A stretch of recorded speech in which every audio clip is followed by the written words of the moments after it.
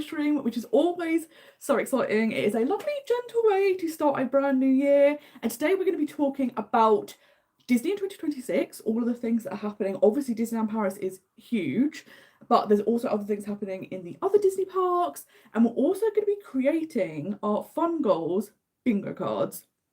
I think this is so fun because it's so easy to kind of set New Year's resolutions or goals for the year, but they tend to always be serious and take a lot of momentum, a lot of work, a lot of things to get towards them. Whereas this, I'm like, okay, like I think I'm going to do 12. So if you're going to be joining me, you could do as many as you like.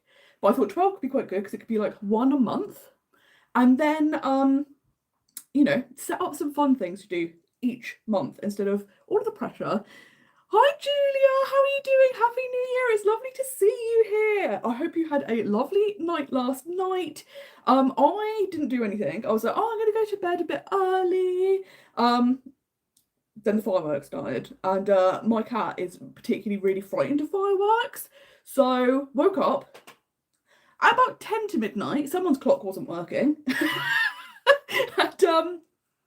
And so we had a kind of easy start to the new year. So I just put on some telly and then went back to bed. So we've woken up today already. I'm just going to get up the live on my laptop so I can see the comments because old. That's what the eyesight. But I'm very excited. I have kind of pre-created a little bingo board for later. So I'm literally just using post-it notes. But you can just create like a graph on a piece of paper. You could get one on Canva. There's all like bingo things you can set up. So I think that should be so much fun. Let me just, because for some reason it won't come up on my laptop that we're live, which is very, very rude. Here we go. Oh, here we go. This is the problem. I would like to, in this year, make the live streams less chaotic. But what I've found is if I use my other cameras, that's either the second I go live, they disconnect, or the audio doesn't work. So then I go to my phone, and the image quality isn't great, but it's more reliable. But then it's like I have to then have the laptop separate. I have to be able to see like I don't need glasses or anything, but my phone is quite far away. That's what I'm going to say. But thank you so much for joining me. Hi, Molly Ellen, how are you doing? It's so exciting that you are heading off on your Disney trip so soon. So I hope you have the best time. And hi, Alison, it's lovely to see you too. Thank you so much for joining. Yeah, I'm so sorry to hear your cats also hate the fireworks. It's the worst, isn't it? Like, my other cat, Coco, is not particularly bothered. Like, yesterday she was like looking around like, what is this? Because it was quite close by. But Jaffa is like, absolutely not. And he's like hiding and stressed. It's the worst. Right, Julia, you said you did not do much at all for the New Year's, but took a moment to celebrate everything you achieved on your 2025 bingo card, and you did 13 out of 20 goals. That's absolutely incredible. And how amazing. That's such a nice thing to do, isn't it, at the end of the year? Kind of like go back and revisit and how the year went, and particularly when you get to do the bingo cards. And that is like such a huge achievement as well. So well done. And it's very exciting that we're doing bingo cards again today, which is going to be so good. And yes, it's so much fun to think that we can officially all say, if you've got a trip coming up this year, I'm going this year now. It's happened. We've entered a new year. 2026 is here, which is so much fun. And I don't know whether to dive into like what Disney are doing in 2026 first, because that could be quite fun. And then maybe we can go into the bingo, because I think that'll be really fun. So if you are playing along, like I say, you can either just get a piece of paper and then divide it up into how many squares you'd like. I'm doing 12 because I thought one per month might be quite great.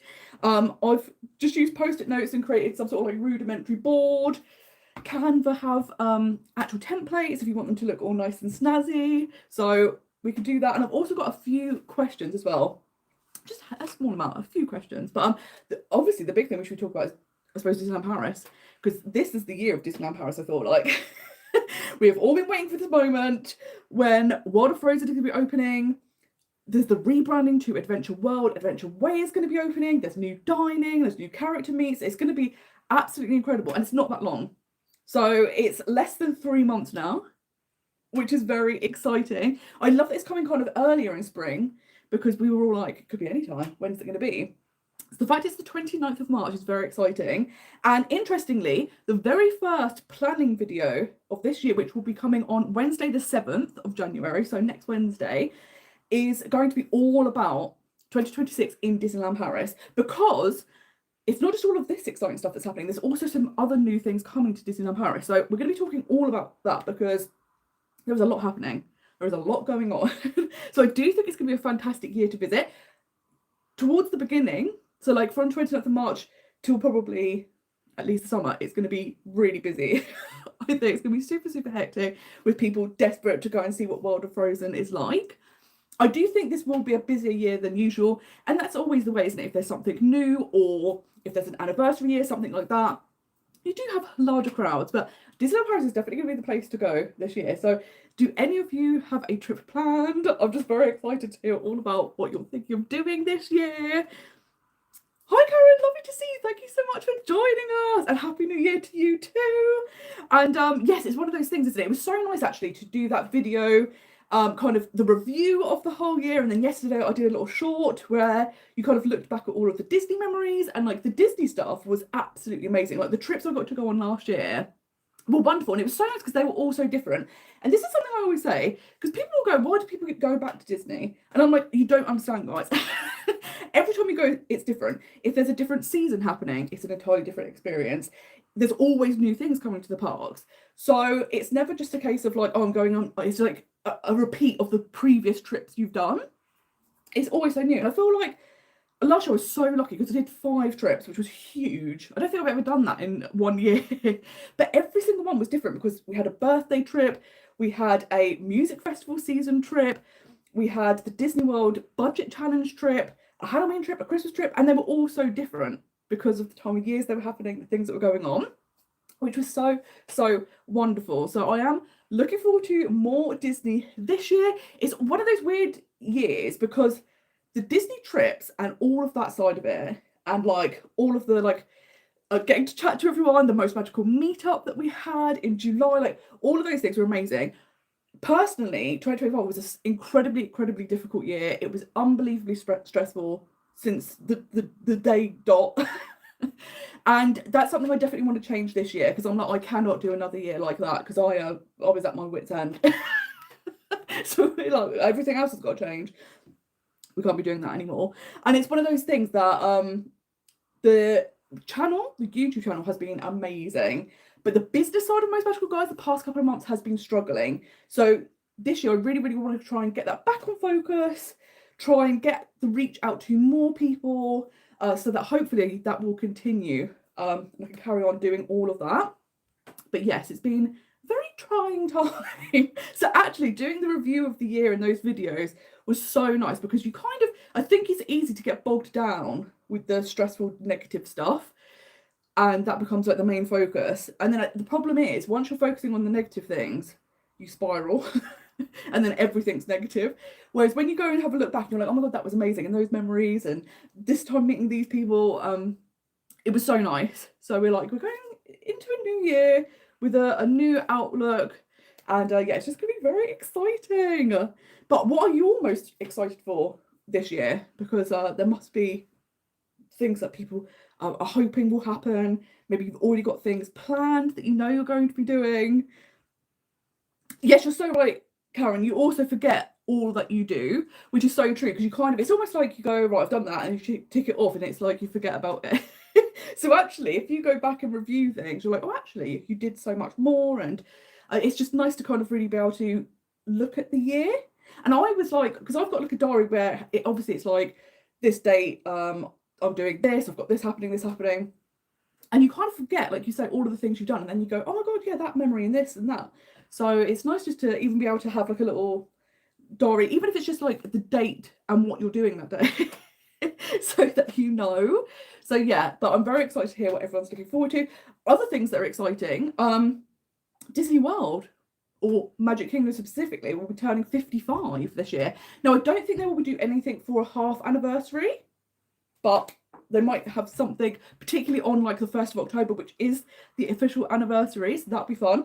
And also Disneyland, they're still having their 17th anniversary celebrations for the whole of this year. So that will be really, really fun as well. If you haven't been out to California and you're thinking of doing it, this could be the perfect time, because that looks so amazing. And Shanghai turns 10. So I feel like there's loads of things happening in the Disney parks around the world. It's one of these like interesting years. And again, I think with Disney, it's easy to forget that, because you go, right, that's open, this ride's been refurbished, stuff like this. You tick things off. And then you're like, well, actually, when you look back, the past couple of years, there's so many things happening in the Disney parks, and the next couple of years there's going to be so much happening. So we're so glad for like World of Frozen to be opening, but obviously there's still going to be other renovations happening at Disneyland Paris. In the next couple of years, we're going to see Disney Village transformed, Sequoia Lodge transformed. Disney World is having so much going on, because you're having Villains Land, Monsters Inc. Land, you're having the Cars section, Piston Peak in Magic Kingdom. So I think it's a really exciting time to like Disney, because there's a lot of change happening, but out of the change will come loads of amazing, exciting things. And it's nice because we're starting to see some things already come to fruition. And obviously, like Animal Kingdom and Disney World has got a lot of construction happening at the moment. But next year, that's going to be opening a whole new land. So yeah, it's just very exciting time to like Disney, I think. But obviously, Disneyland Paris is the one that's got all of the eyes on it at the moment, which I think is actually really nice, because you want each park to have its time to shine. And I think this is going to be Disneyland Paris's year.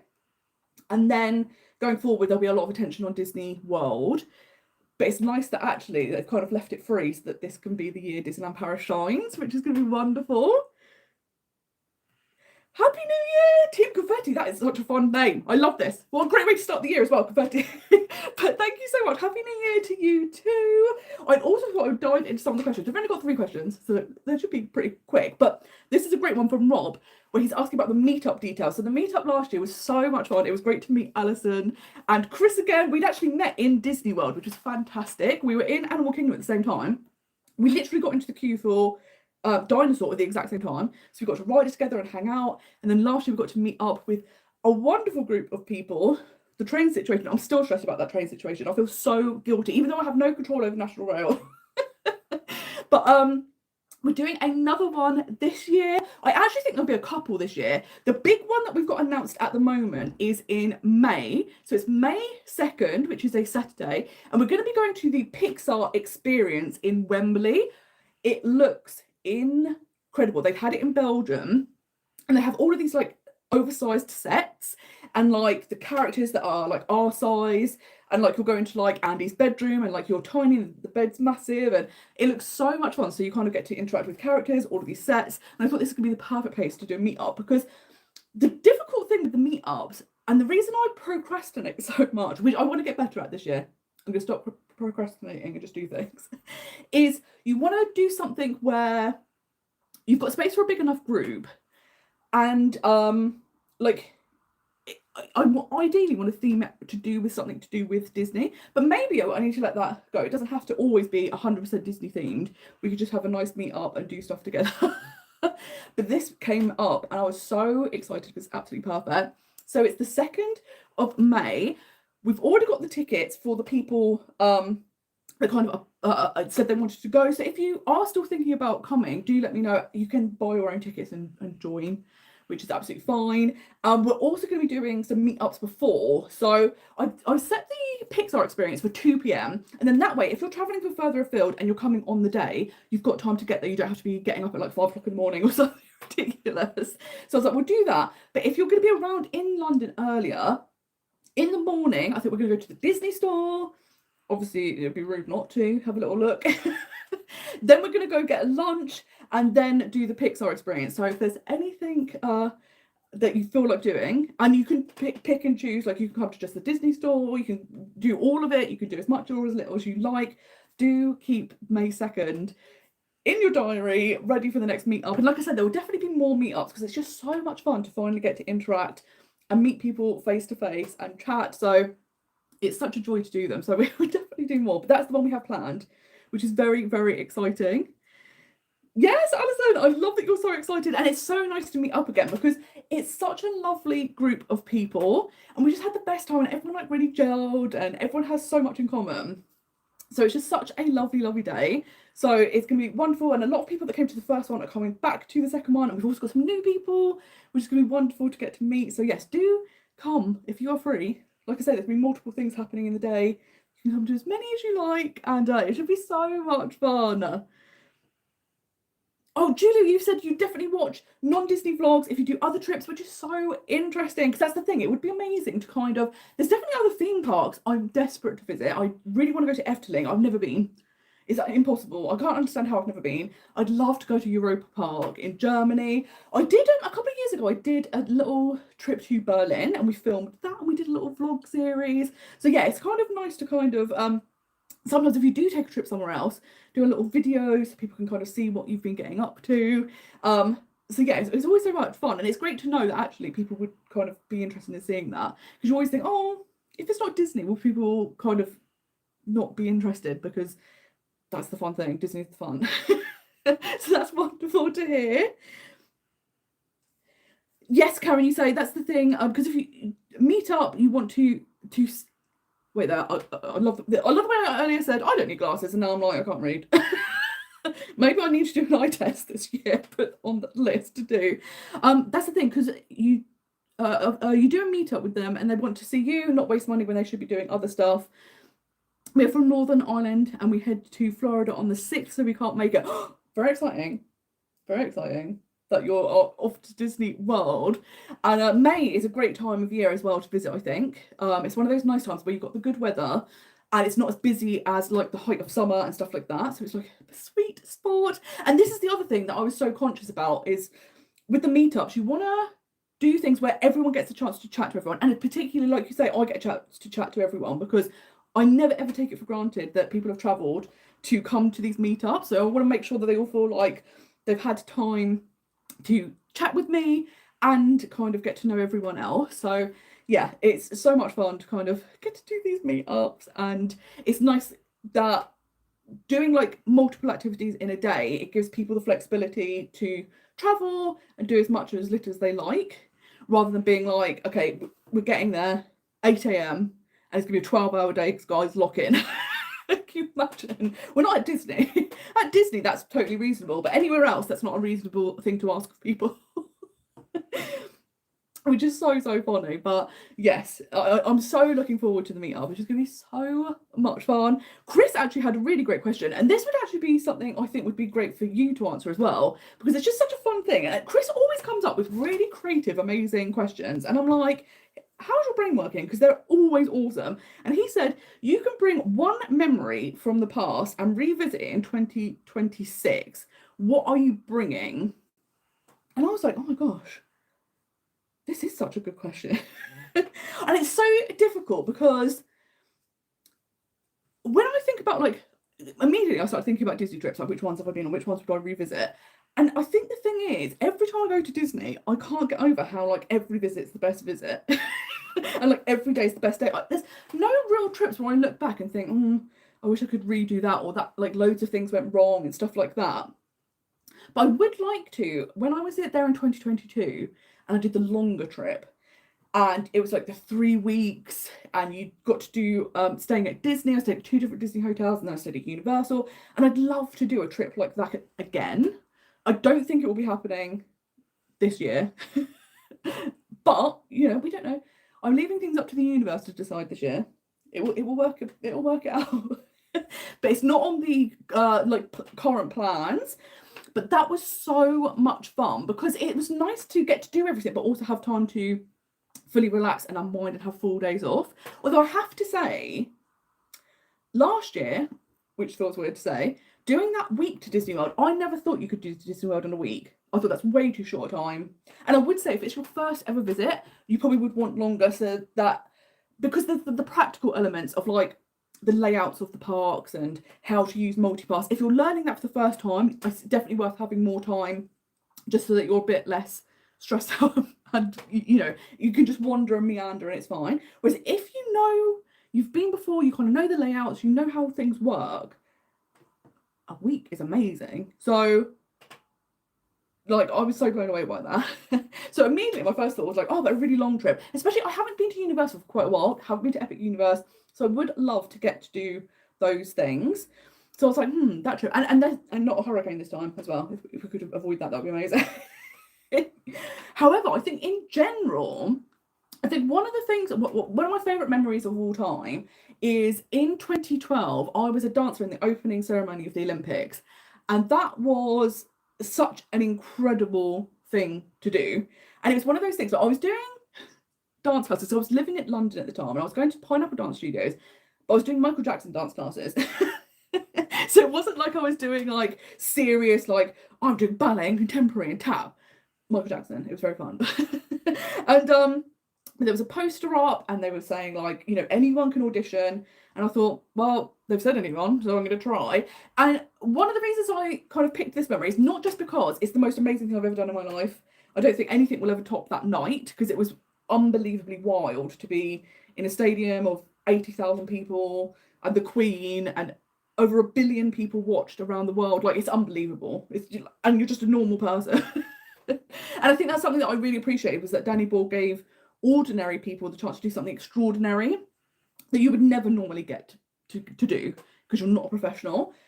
And that was amazing. But it also is a memory because back then, you know, I was in my early 20s and you were much more likely to take risks and try things. Whereas I think the older you get, you go, oh, that won't happen. Oh, that probably wouldn't work out because of this. And oh, but you know, they're looking for people that like this. Like, you have all of these things that you put in your own head. And it's like, well, I've just made that up in my own head. So like going out there and being like, I'm not qualified for this, but I'm going to apply anyway, and then getting it was a really great thing. And that's something I kind of wanted to do more this year, is take more opportunities, take more risks. I actually saw someone on TikTok and they were like, my aim is to get 1,000 rejections. And I was like, oh my God, that's like, sounds like torture. What are you doing? But they were kind of saying the whole point of that is, one, you kind of get used to, if things don't work out, it doesn't make any difference. Your life stays exactly the same, but the thing you tried for you didn't get. What does it matter? Everything stayed the same. However, if you're taking risks, you're more likely to get things. So that's something I want to do this year, is kind of put myself out there a bit more, be a bit more like risk taking, not like jumping for buildings and stuff, but kind of betting on myself and being like, let's put stuff out there, and if it works, it works, and if it doesn't, nothing's changed. So I thought that was a super fun memory. And yeah, just the whole experience was absolutely amazing. It was like 4 months of rehearsal. That also was a weird time where, kind of similar to this previous year, that was amazing. But in my personal life, everything was going absolutely terrible.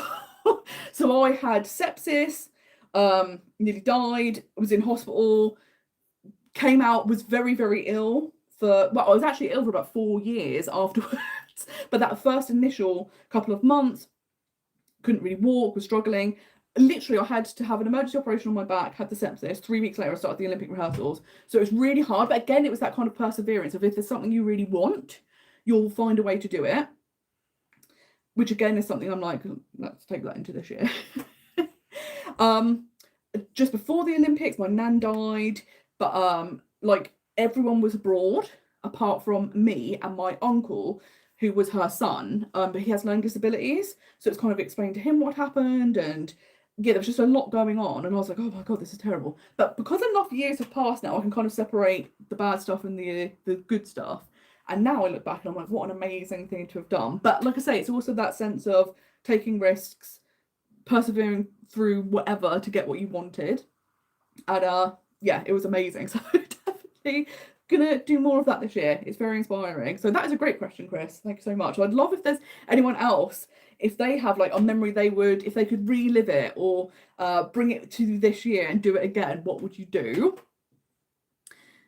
Oh, this is great to hear from. Hi, Jane. Happy New Year as well. Efteling is amazing, and Europa Park is also on your list. It looks so good, doesn't it? And I'm just like, oh my God, and like, there's just so many great places to go and visit. But Efteling looks so like whimsical and magical, and it's not that far. It feels like a place that you could easily get to. So that's definitely on the list. We need to go there. And yes, Julia, I have seen Avatar 3. I saw it earlier this week. Something I think is really amazing, first and foremost, is, so I'm someone that loves going to the cinema, and that's something that's going to be going on the bingo board. Because something I did this year was, I was like, I want to see 52 films in the cinema, and I saw 53, and it was amazing. However, what you will normally find is that most films, you get a third of the cinema full, if that. Some films on its opening night, you might get a half full, 3/4 full film. Avatar, entirely sold out. It was the big screening. And also there was a possibility I needed to change the screening. So I was like, right, every single screening was sold out. I have not seen a film have this large an audience in God knows how long. And people always talk about like, oh, the Avatar films, they kind of like poo-poo them. But I'm like, people obviously love them. And I have to say, I loved the third film. I think it's my favourite out of the 3 so far. And they're just so beautiful. They're so visually stunning. And what was also amazing is, this is such a silly thing, but probably something a lot of people were worried about. I was thinking, oh my God, are there going to be like moments where the film kind of drops and we can go to the toilet? Because it's 3 hours and 18 minutes long. It's a long film. And I was like, oh my God. It was so good. And there were no like lulls. Didn't go to the toilet. And very few people did in the screening. So I was very impressed. It was kind of, you know, some films you think, well, this is going on a bit. And like that scene could have been cut out. Didn't find that. I was so impressed. If you do have the opportunity to go and see it, definitely do. And I think that's the thing. Every time I see an Avatar film, first and foremost, I immediately think, oh my God, I'm in Flight of Passage again. Because what Disney World have done with Flight of Passage, but also Pandora in general, is so amazing, because you really are like you're in the Avatar films. It's wonderful. And like when you hear the music and you're like, this is the music that I hear when I'm in Disney World, it's wonderful. So I think it's also that nostalgia, but love the films as well. And also, I'm very excited because I did see years ago that they said James Cameron had already written all 5 of the films. And once the second one did quite well, they were like, okay, we're going to progress. So bring in the final 3 scripts. And the 4th script, they said, is perfection. No notes. That never happens. There's never ever a script where it comes in and they don't have to make any changes at all. So I'm like, the next film should be unbelievable. So yeah, if you have a chance to see it, I definitely would, because like I say, it's my favourite out of all 3 so far, which was amazing. So good. Oh, Karen, you said love that. Like, it's a good question from Chris. Yours? Why can't I speak? This is something I'm going to work on this year. Speaking properly. Yours would be going to Disneyland Paris with your nephew and his twin in November 2025. It was their first time, and it was so special of us to be able to take them and show them the ropes.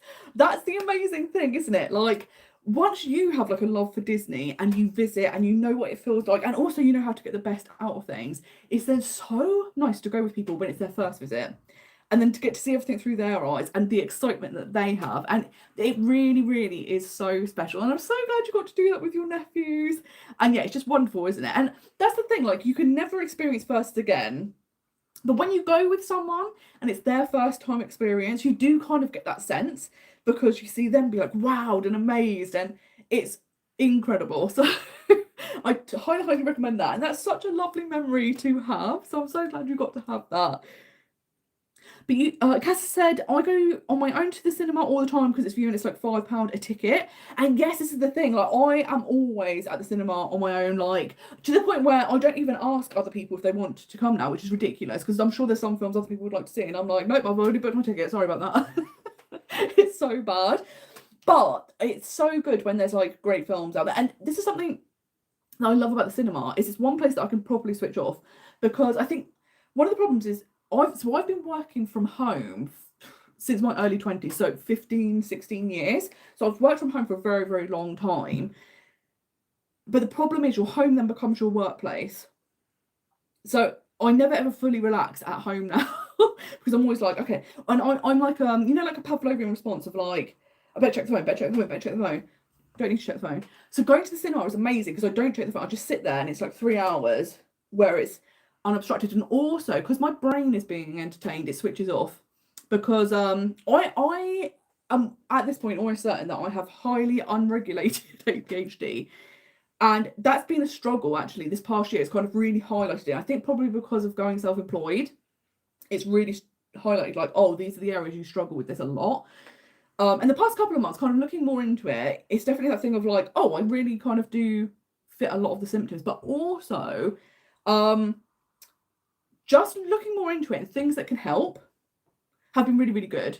Because then I'm like, okay, if instead of trying to do things the way they're meant to be done, if my brain doesn't work like that, let's just find a way that the brain does work. And then actually I found like this past maybe 3-4 weeks, I've been more productive and it's been easier to do things. just because I've gone, we're just going to do it the way the brain needs to do it. But I definitely think going to the cinema is one, because normally my brain, it feels like I've got about 27 tabs open and one's making a noise but you don't know which one it is, and one of them's flashing and you're like, oh, and it's like that 24 hours a day. It's chaos in there. So going to the cinema, it just stops all of that, and it's so lovely. So yeah, that's something else this year. I want to try and make my brain calmer, and find a way that it works. And hopefully that'll make things a bit easier, which would be so good. Oh, Alison, what a lovely memory that you would relive when Chris proposed in Disneyland Paris. That's like the dream, isn't it? How lovely to have that memory. And then that's the thing, every time you go to Disney, it's so special because it already has such special meaning. So that is an absolutely lovely memory to revisit, and that's absolute perfection. That's like the gold star. It's amazing. High Life Adventures, it's lovely to see you. It's so much fun. Taking your 11-year-old to Paris this year, just a girls' trip and staying in Castle Club, and so excited. I think I'm more excited than her, and that's the thing, isn't it? It's so nice when you get to go and make these memories together. And I think this is the thing, like, anytime you go on holiday, it's fun, but there is something different about Disney holiday. There is more excitement, and like the planning and like the packing and all of those things become such a big part of the trip. I think about all the things you can do. I'm so excited. We're so excited to go. It's going to be a wonderful trip for you both. And it's going to be so nice to have the Castle Club experience. That's going to be so wonderful. And it's so fun because now you can say, I'm going this year. And the countdown is properly on. It's so good. That's something I do love about a new year. You just think, oh my God, everything you keep thinking about, oh, it's next year, it's next year. No, it's now. It's happening now, which is so fun. Team Confetti, which I'm really obsessed with your name. We have to address this. You always go to cinema by yourself as well. Last week you went 3 afternoons back to back and watched the extended editions of Lord of the Rings, and it was amazing. Oh, that's so much fun. And I do love how they do these now, like the extended versions or films that are like classics that maybe you didn't get to see in the cinema when they came out, and you get to go and see them now. And I do love that they're starting to do more of that. And also the ones where they do like the theatre shows where you can watch them. So if you can't go to London and see a show, particularly because the shows are getting so expensive now, that's an option. But yeah, it's just so much fun. I love the cinema. I love that we're all big in cinema. It's so good. Yes, Sinead, that's amazing. I love what you said about taking risks. You've motivated this 43-year-old to budget out my comfort zone. And I think that's the thing, isn't it? Like, I feel like as you get older, it's harder to do things because there is so much responsibility. And like, it's also that thing of, I don't know, I feel like it's just easier to be bogged down by everything, not just going on in your own life, but in the world. And you just think, oh my God, everything's terrible. Whereas I think younger people just have a sense of optimism, but also they have that freedom where they don't necessarily have responsibilities. Whereas I'm like, look, the only limit we have is our mind. So if we get the mindset right, I did read something yesterday, and they were saying like the things that happen to you are just things that happen, and the way you interpret them determines how you feel about them. And I was like, that's mind blowing. It's 100% true. And I also think that's why, some people will go through the same thing, and one people will go, oh my God, it was amazing. Look, this is a silly example, but I find this about Disney. You'll have some people that go and they will go, it's the worst thing I've ever experienced. And other people, it's the best. And they're literally there the same day, the same things. I do think that does come down to a lot to planning your expectations. Like, something I do want to do, because I want to get more into like TikToks and shorts this year, as well as the long form content. And I was thinking about doing like a mini series. The title I'm running with at the moment is The Ways You're Ruining Your Own Disney Trip. And I think it's because like, I will see, I'm in a lot of like Facebook groups for Disney, and whenever people have complaints or things that have gone wrong, 99% of the time, it's just because they hadn't researched it, or it's something that they weren't prepared for. So I was like, let's do a series so we can prepare people so they can then have an amazing time. But it's that weird thing, isn't it? Like we're saying, the mindset. If you go in like thinking one thing, you will have that experience. Whereas if you go in having another experience, or a different mindset, you have a completely different experience. So I was like, this is all amazing things. Hi, Nikki. Lovely to see you. Happy New Year. It's wonderful you're here. Thank you so much. Hi, Christina. Happy New Year to you too. It's so fun, isn't it, to say we're in a new year now. Casa said, when I went to Disneyland Paris in October last year, Jafar picked my boyfriend, even though we weren't in the queue, and he came and signed someone's autograph book while resting on my boyfriend's bald head. I love when you have these kind of unexpected character interactions, and it's that thing, like, it's almost funnier when you're the person that's with the person, because you're getting to watch the whole thing happen and their reaction. I'd love to know what he was thinking, and he was just like, brilliant, I'm just a table now, thanks Jafar. Dehumanizing people. That's absolutely amazing. But I think those are such a big part of the magic, isn't it, when you have these unexpected moments happen. And because that's the thing, you kind of know, like, oh, I could go on these rides, I could see these shows, or I can even meet these characters. But when you have these unexpected things happen, it's like that's where the magic is, which is so much fun. I love it. I love that people are like, yes, for the shorts and the TikToks. And yeah, I think that's the thing, isn't it? Like, it's just nice to be able to do things that are a bit shorter, but also you can have a bit more fun with it, because obviously when the longer videos, particularly the planning videos, there's a lot of planning that goes into them, like scripting them and making sure you've got your facts correct, and then recording, editing, adding the B-roll. Whereas the shorts, you can kind of do them more on the fly, and it'll be just a nice way to kind of get like tips and advice and even just like fun things out. So I think that should be really, really good. Love that Team Confetti is your small business name. That is so awesome. It is so catchy and it sticks in the brain, which is perfect. Oh, I love that. Your boyfriend loved it. He hasn't been there since he was 10. And again, that's really nice, isn't it? When you get to go with someone who hasn't been for a very long time and get to see their experience of everything as an adult and all of the updates. Like, going last January for my birthday, my friend Kirsty Ann, we'd been to Disneyland Paris together 11 years previously. But obviously in that time, there'd been things that had come, like the whole Ratatouille land hadn't been there and all of those things. So it's really great for her to like kind of have that experience again. And yeah, it's just, I think it's magic no matter what age. But I do kind of think it's interesting, because I think for kids, it is that wonderment, because everything's big, it's this huge scale. You're meeting all these characters that you've seen on the screen and go on these rides, which you've heard about. And it's so much fun. But as an adult, there is something special about kind of going back. And I think it is that thing we've said before, where one, you kind of get to play and be a kid again, but I cannot tell people enough how good it is for your brain to go somewhere where everything is positive, everything is joyful, everything's upbeat. And something I really appreciate is all of the shows, the parades, the songs, the fireworks, all of them, their message, whether you notice it or not, is follow your dreams. It's never too late. Like, you're the key to unlocking the magic. And it's so inspirational. And I think, like we were saying earlier, like adults, it could get knocked out of you. And I feel that's why going back as an adult, people get so much from it, because you're like, oh wow, I feel really good. And you also don't hear anything from outside. Like, you don't see the news, you don't hear anything. Apart from when I phone my dad and immediately he's like, Putin. And I'm like, I don't care. We're not talking about him. I don't care. I don't care what happens. I'm in Disney. Right, nothing's happening. Everything's good here. So I'm like, just tell me what the cats are doing, and then we're hanging up. Which is amazing. But I think that helps so much. So yeah, it's so wonderful to kind of go back with someone for the first time as an adult, and I think it's just as much joy, I think it's just as much excitement as when you visit with kids. Not that I've ever visited with kids, I've only visited as a kid, but I remember loving it. But it's so nice that you don't kind of ever lose that. It's still, and my actual favourite thing is when people visit with someone who isn't interested in Disney, and they've kind of almost been forced to go. They've had their arm twisted and they kind of, and then they become obsessed. And I always absolutely love that. That's such a wonderful moment. Hi, Devil Diaries! Happy 2026! It's wonderful to see you here. I'm wondering. Oh, we've got one last question. I'll do this and then we can start our bingo board, which is very exciting. But the last question was favourite book of the year, because as well as the cinema, I love reading. So I think I read 52 books in the year. I think my aim was 45, so I was like, brilliant, smashed it, which is great, feels really good.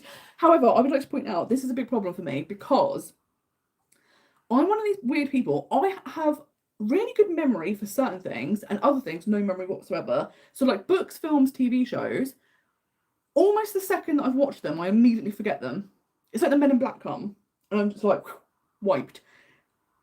I can sometimes remember a key plot point or something, but I have literally sometimes, like the other week, I started reading a book, I was thinking, oh, this is a good book, I like this book, And then I went on Goodreads to add it so that I could keep track of what I've been reading.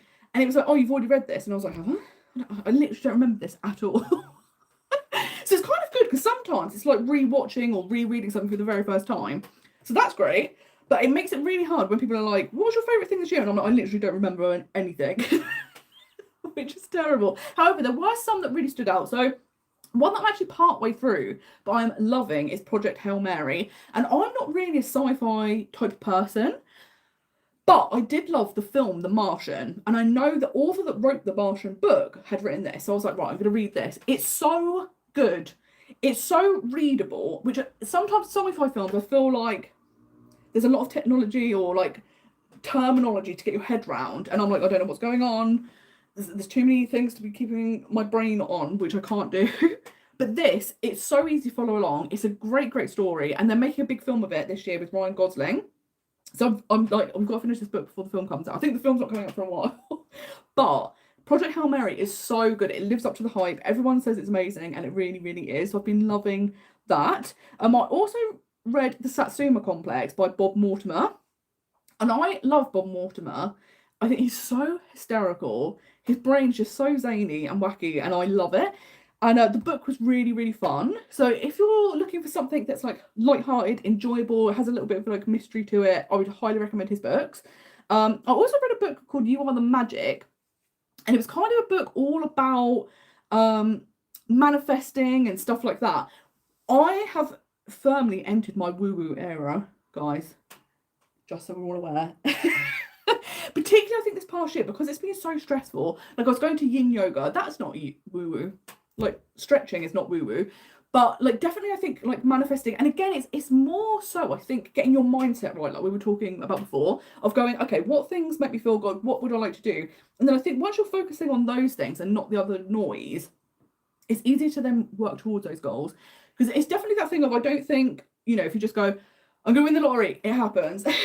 Like, I think it's a thing of, it's kind of just like refocusing your brain. So this book was really good about talking about that. And like, if you do these sorts of things, first and foremost, you can kind of set up your day so you're in a nice headspace at the beginning of the day. And also it just helps you get towards your goals because you're focusing on them.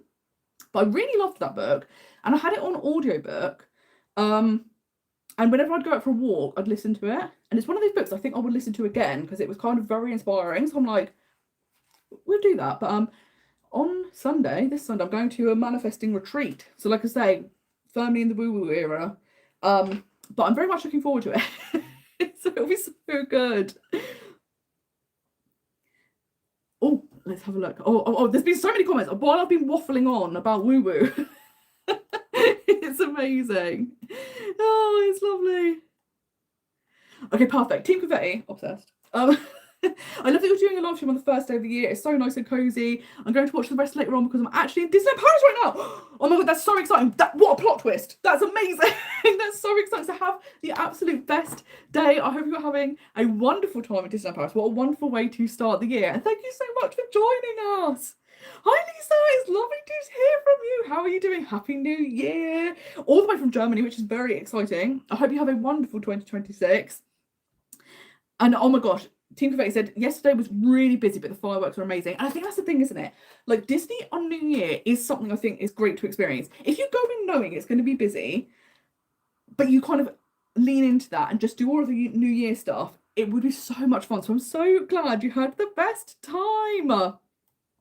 DLP Dory says, oh my god, I can relate so much. The plot to a book or movie or the characters, I'm in it in the moment and then it's gone. Yes! I went to see, oh god, what was the play called? I went to see a play last year that was based on a book. I can't even think of the book name.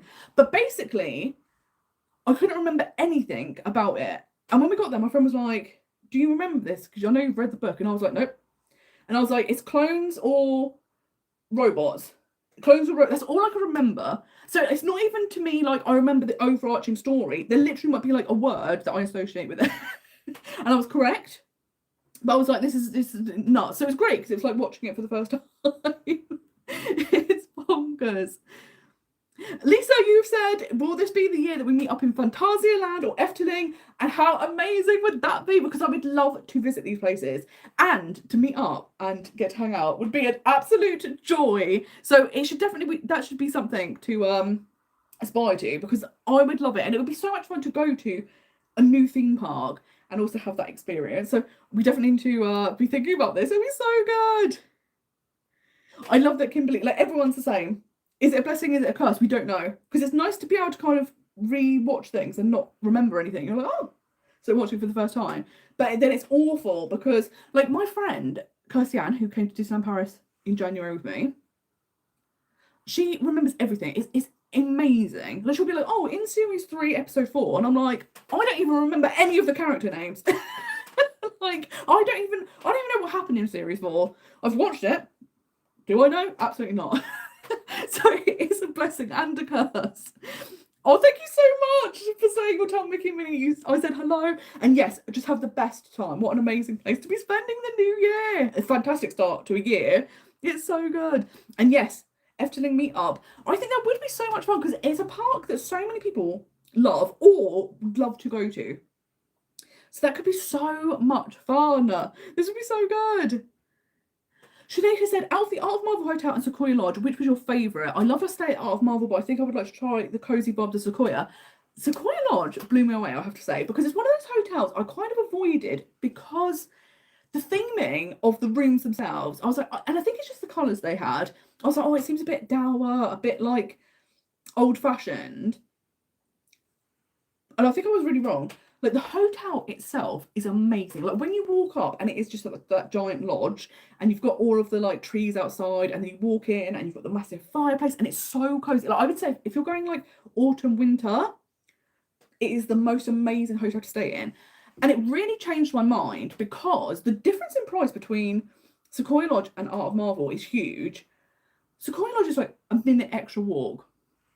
So if you're looking for proximity but affordability, I would 100% pick Sequoia Lodge, to the point where I actually think it might be the best hotel at Disneyland Paris now. When you look at all of the factors like proximity to the parks, affordability, amenities on offer, I actually think if you were to rank all of those things, it would come out the best. However, I do have to say that Art of Marvel Hotel, what was amazing about staying there was the vibe. Because all the other Disney hotels, there's like a buzz of excitement, like, you know, you're at Disney, like people are excited, and whereas at the Art of Marvel Hotel, it was so chilled, and I was not expecting that because I thought it'd just be the same sort of atmosphere. But it was so relaxed, so I absolutely loved that stay as well. But I do think Sequoia Lodge now might be my favourite, just because it was so cozy, but it's such a good price and such a good location. And I was like, oh my God. And obviously the next couple of years, the downside is very soon they're going to start the renovations. So if you stay in the next couple of years, in the daytime, you might hear or see some work happening, which is such a shame. However, it might not be that big a problem. If you're not staying near it, you might not even really notice it. So yeah, I was blown away by Sequoia Lodge. So yeah, if you're looking for cozy vibes, I would absolutely recommend it. And it's going to be so nice because obviously they're doing it in phases. So they'll start on some like rooms now, and then maybe towards the end of the year, they will be done. So there's every chance that if you stayed later in the year, you might actually get one of the new rooms, which would be amazing. So yeah, it's just very exciting. But one of the things I'm thinking of doing this year is ranking the hotels, because I've done a video before, but it kind of broke down like, this is the hotels, this is the level they are, what they have on offer, and stuff like that. Whereas I was like, oh, maybe we'll do one where we kind of do like maybe like everything, like proximity to the park, affordability, amenities, like rank them out of like 5, and then we can see which hotels are the best to stay in. I have to say, I don't think there's any bad hotel. I really do think they're all brilliant at Disneyland Paris. I would say in absolutely any of them. But I think there is a natural assumption that the more expensive it is, the better it will be. Controversially, I don't think Disneyland Hotel would rank that high because it's definitely not affordable. And I do think it's amazing. The proximity to the plot cannot be beaten. Like, unbelievable. The things you have on offer where you can like see princesses walking around, absolutely stunning. But the cost is so extortionate that it's just like, are you getting your bang for your buck? Whereas other hotels, I feel like you get more bang for your buck. So I was like, that could be a fun video. We can rank them. We can get into the nitty gritty. We can talk about everything. It was so good. Lisa said, Efteling is so nice and not expensive in comparison, which is really, really fantastic, isn't it? Because that's the thing. Like, you do forget, like, outside of Disney, other places aren't always that expensive. And it's just like, oh, This is very exciting. So that would be perfect. Cass has always said you'd love a meet-up in Efteling as well. Never been, it looks gorgeous. So this could be amazing. This could be such a good plan. Lisa, you've said you've read 2 books this year and you've put 5 books on your 2026 bingo card. So let's see how it goes. Yes, that's such a good idea. And that's the thing, isn't it? I don't think it has to be like crazy tasks, because I think that's the thing. When you have like big goals, it becomes almost stressful. You're like, I don't know if I'm going to reach that. Whereas if you have things, and with the bingo fun card, I was like, oh, it's more like things that are going to be attainable to do, but also enjoyable. So I think that's going to be such a good goal, which is perfect. And Lisa also asked, how was your evening yesterday? I hope 2026 is the best year for everyone. And yes, and yesterday evening I didn't do anything. I was watching, I've started watching Loki because I was like, I've got to start gearing up for Doomsday. And there's a lot of things that I have not seen yet. Because with Marvel, I tend to go through phases where I'll watch loads and loads and loads of Marvel at once. And then I get Marveled out and I spend months not watching anything Marvel. So I was like, right, I'm going to come back, I'm going to start watching Loki, get through a bit of that. I've got like 11 months and like 15 days or something until it comes out. So we'll get ready for that. And then I kind of went to bed a normal time, and then of course got woken up by the neighbours doing fireworks, and I was like, this is outrageous, and poor Jaffa was terrified. So it's no fun. And Lisa said, is there any chance you'll come to spend my birthday with me in Disney World? That would be such a joy. And the only downside is the finances, because like I said, the thing that's been interesting and has been wonderful is obviously going kind of freelance. So I always used to have a steady income, regular job, the thing I'd always done in TV. And then when I got made redundant, it was the perfect opportunity to go, do you know what? Like, let's start the most categorized business side of things. But obviously, anyone starting any sort of new business, you know, like there'll be months you earn more, months you earn less. I have to say, there's times of the year where travel work isn't as popular. So like the summer, because obviously everyone's on their summer holidays, and December, because everyone is preparing for Christmas and all of their money has to go on that. So those times of year you kind of expect to earn less. But I have to say the past kind of 4 or 5 months have been really bad for the business. So it's that thing of like this year really trying to push and throw everything at it to see if it will work. And that's the aim. Hopefully it will work. And then hopefully we'll start being able to save money again. Because at the moment I've just been topping up everything with my savings. But I'm very quickly running out of savings. So it would be a dream to be able to go, because I would love to go back to Disney World. It was such a hoot to meet up with you. It's always a pleasure to be chatting with you. So yes, like I say, I'm letting the universe take the wheel this year. So we never know what's going to happen. Everything could change.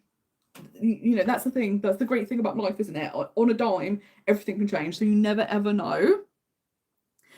Oh, Kimberly has said, popped in for a quick listen whilst folding, washing. Hi, Happy New Year. And I love that you're like, I'm getting stuff sorted so that we're going into the new year fresh and clean. This is amazing. Gotta have to go. Lovely to start. Lovely start to the new year. We'll rewatch soon. The bingo card sounds like such a brilliant idea. But yes, I hope you have a lovely rest of your day. And yeah, we're definitely going to dive into the bingo card because it's such fun, isn't it? Because like we say, it's not pressure. It's just fun things, which is going to be so good. Hi, Serena. Happy New Year. Thank you so much for joining us. I hope you've had a fantastic start. And you've got a very exciting 2026 coming up, which is going to be amazing. Lisa, this is so true. Adulting won't stop in 2026. What a shame. 100%. It's very rude, isn't it? When it's like, we want to do all the fun things. We want to just follow the dreams. We want to do the passions.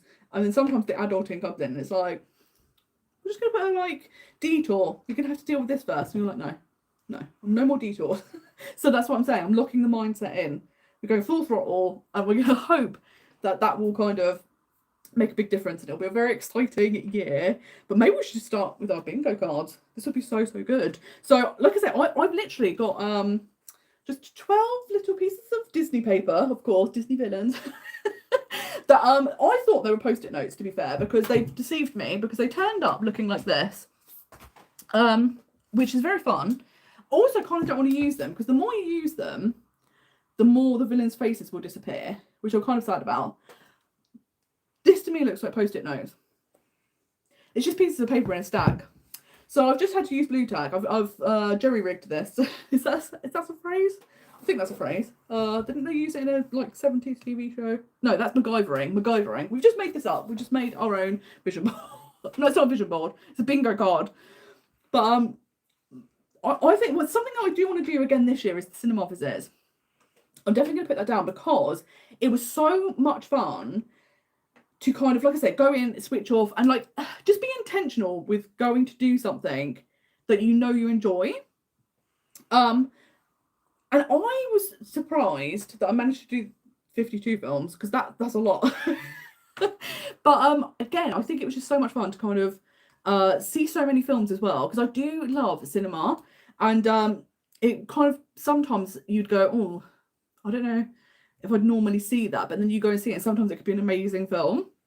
So I definitely want to do that. So I'm going to put that back down on the fun board, because it was so good. And what was nice is that there were definitely months where, like, there aren't that many great films out. Interestingly, the summer, which used to be a great time for film, now never that good.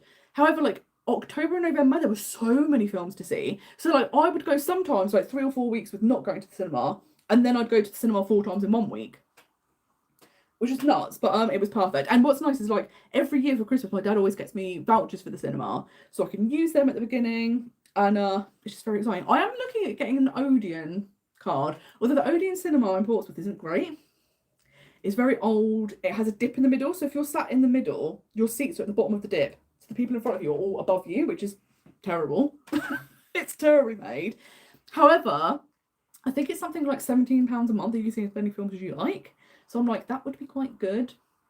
So we'll look at that. But yeah, I think doing the films at the cinema is the way forward, because it's something that I like doing. And that is a ridiculously high number, I'm aware, but I was confident that I could do it, and I did it. So this year I feel like we could do it again. And I think because I enjoyed it so much, it seems like a worthy thing. So I'd love to know what your first bingo card might be.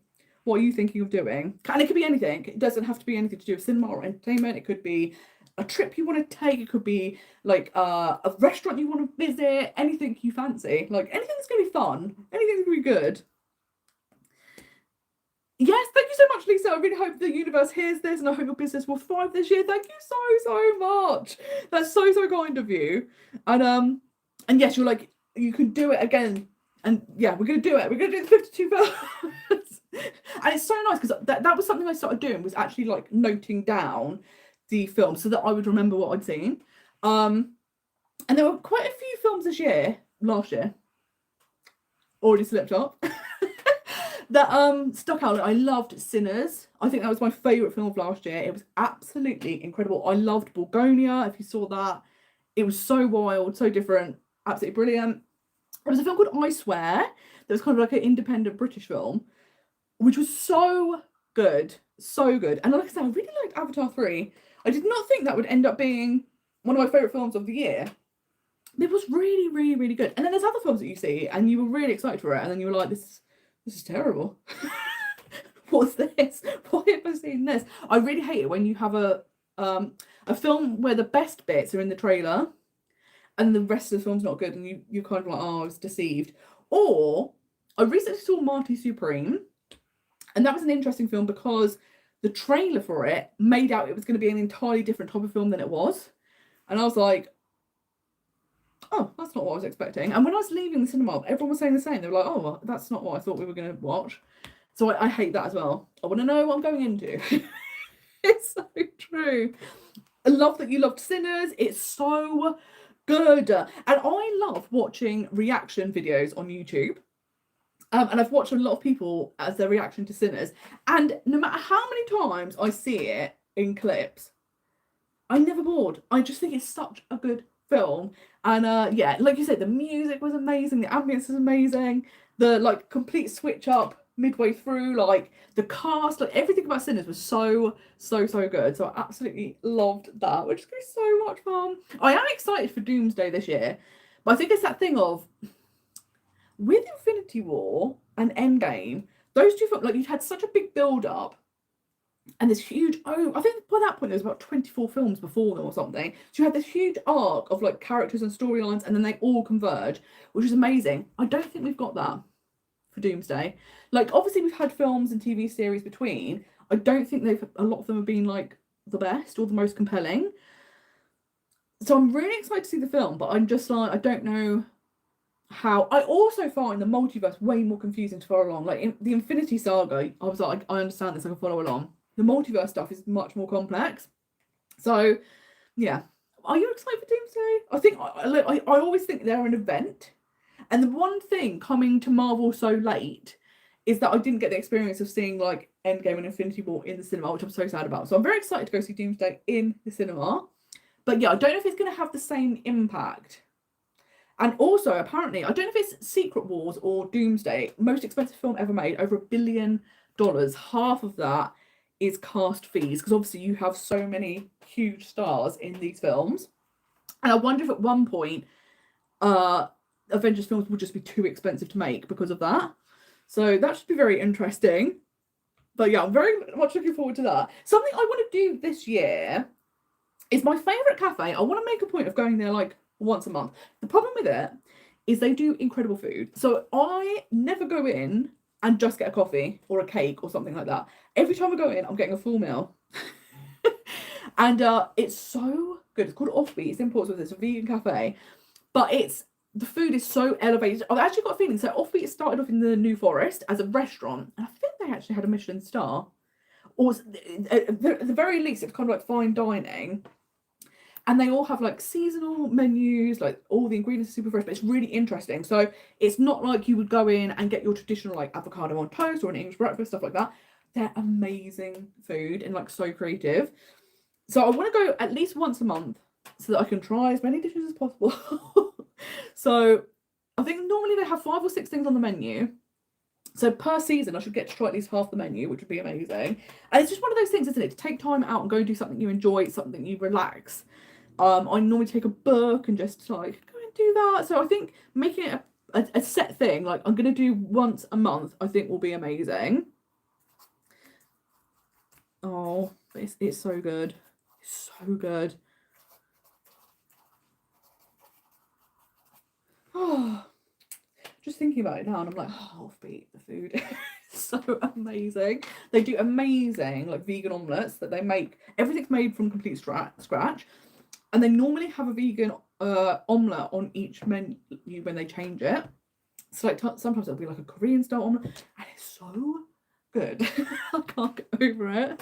It's so amazing. And yes, I feel like whenever I'm there, I'm posting stories on Instagram. And I think it was probably in a video because I am obsessed with it. Like it's absolutely ridiculous. This is the problem. If there's something I like, I go fully in. So it's like Disney. Go fully in. I'm wearing all the clothing. I'm going all the time. Like Offbeat, obsessed with it. Wagamama, obsessed. Like it's ridiculous. If I like something, I will go in. It's like albums. With Hamilton, I was so excited for Hamilton to come to the UK, but I thought I'm never going to listen to the album until I've seen the show. So I avoided all spoilers. Didn't listen. Saw the show. Obsessed with it. Listened to it for 2 years straight. 2 years.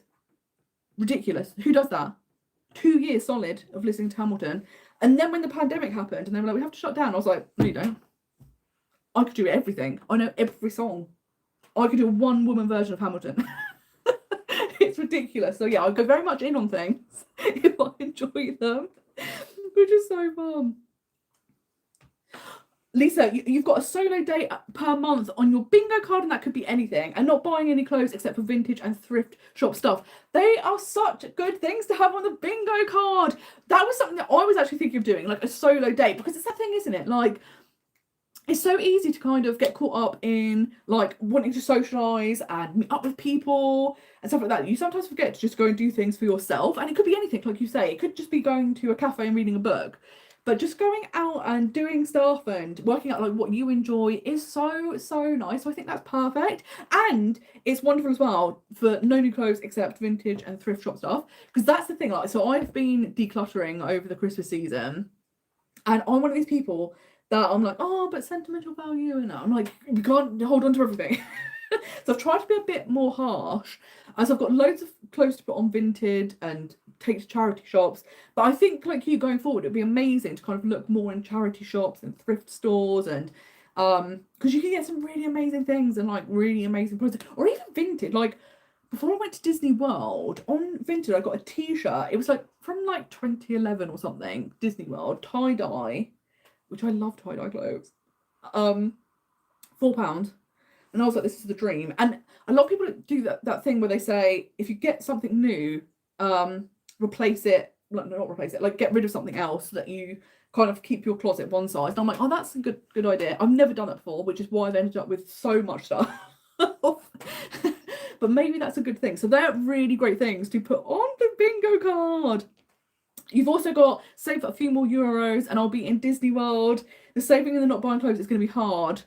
Yeah, that's the thing, isn't it? But I actually think it's really nice when you have to do hard things, but you've got like a reward. So when it's like, I'm not going to buy any new clothes, but the money that I save can go towards Disney, is the way to do it, isn't it? Because I think without having like a reward, there's almost no point in doing things. Maybe other people are more disciplined. It's like, this is one of the things that like years ago first got me thinking, like, do you have ADHD? Because I was like, oh, things that I don't enjoy doing, it's almost impossible for me to do. Which sounds stupid, but it's literally like physically impossible to do. I was chatting to someone, she was like, oh yeah, I hate doing like ironing or this, that and the other, but you know, you just put on some music and get it done. I'm like, what? What do you mean you just do it? What's this? And then the fact that there are people out there that just do things because they know you need to do them or it'll be beneficial to you. And I was like, this blew my mind that people are out there. So I think one of the like tricks for my brain is like, if you have a reward, even if it's something stupid, like you can have a like little coffee that you've made at home. I have got a little coffee here that I've not actually bothered to drink. Luckily it was a cold coffee, so it's fine. But I think that will help. I need a dopamine hit. Because the people that can just do things and are disciplined, I have so much respect for, because I can't do it. It's so bad. Lisa, we've done this. Now we can do a 2-woman Hamilton show. This would be brilliant because it would make more sense. Because playing all the characters at once is difficult. People can't follow along. If you've got 2 people, people can follow along. They know what's happening. We've got this. It's going to be so good. Yes! This is such a good point. Treating yourself to a Disney trip in 2027. That's the way to do it. Because that's the thing, isn't it? Like, I do think having a trip to look forward to is a great motivator. Because like we're saying, it helps you save money. It can help you maybe, like in the lead up to Disney World trips in particular, will walk more. So you're getting more exercise naturally. Whereas if it's just everyday life, I'm like, oh, but it's raining. Whereas when it's getting ready for Disney, you're like, woo, this is good. So it's amazing. Again, this is the thing we should be saying to people. Disney is good for you. It's good for your health. It's good for your finances. Because you save money to go there, that you then bankrupt yourself whilst you're there. But in the lead up, you've been disciplined and saved money. So I think going to Disney is great for you. It's perfect. And you're, because this is the thing, a lot of people, when they do their bingo card, they'll have like, say 12 squares, and then in the middle they have a free one, which can be for absolutely anything throughout the year. You might just add something. It could just be something that one day you decide to do and you're like, oh, that can be on the bingo card. And this one is staying vegan, which will be so much fun. And this is the other problem. I don't know if you have this, but every year you kind of think, right, one of the things that I wanted to do, I'm going to put this down on the bingo card as well, is I want to try and cook a new recipe each month and eat fresher. So it's not necessarily like completely revamping and being like, oh my God, like you could never eat carbs again or anything crazy. But I think just having more fresher food and less processed food would be amazing. But it's now January, which to vegans is not called January, it's Veganuary. And the problem is, first and foremost, there's loads of new products that come out, so you're really excited to try them. Second of all, I feel that as a vegan, it's my responsibility to show that there is a market for this. So I single-handedly have to go out and try every single new product in supermarkets and restaurants to show that people want them, which is ridiculous because it's not solely on me. But I think everyone feels that same weight of like, we've got to show that people want this so that we will still have things once Veganuary ends. Because this is the thing, it's really not a good time of year to start a diet or anything like that if you are a vegan, because Veganuary you'll get loads of products that will be around for 1 month and then that's it. You will never see it again.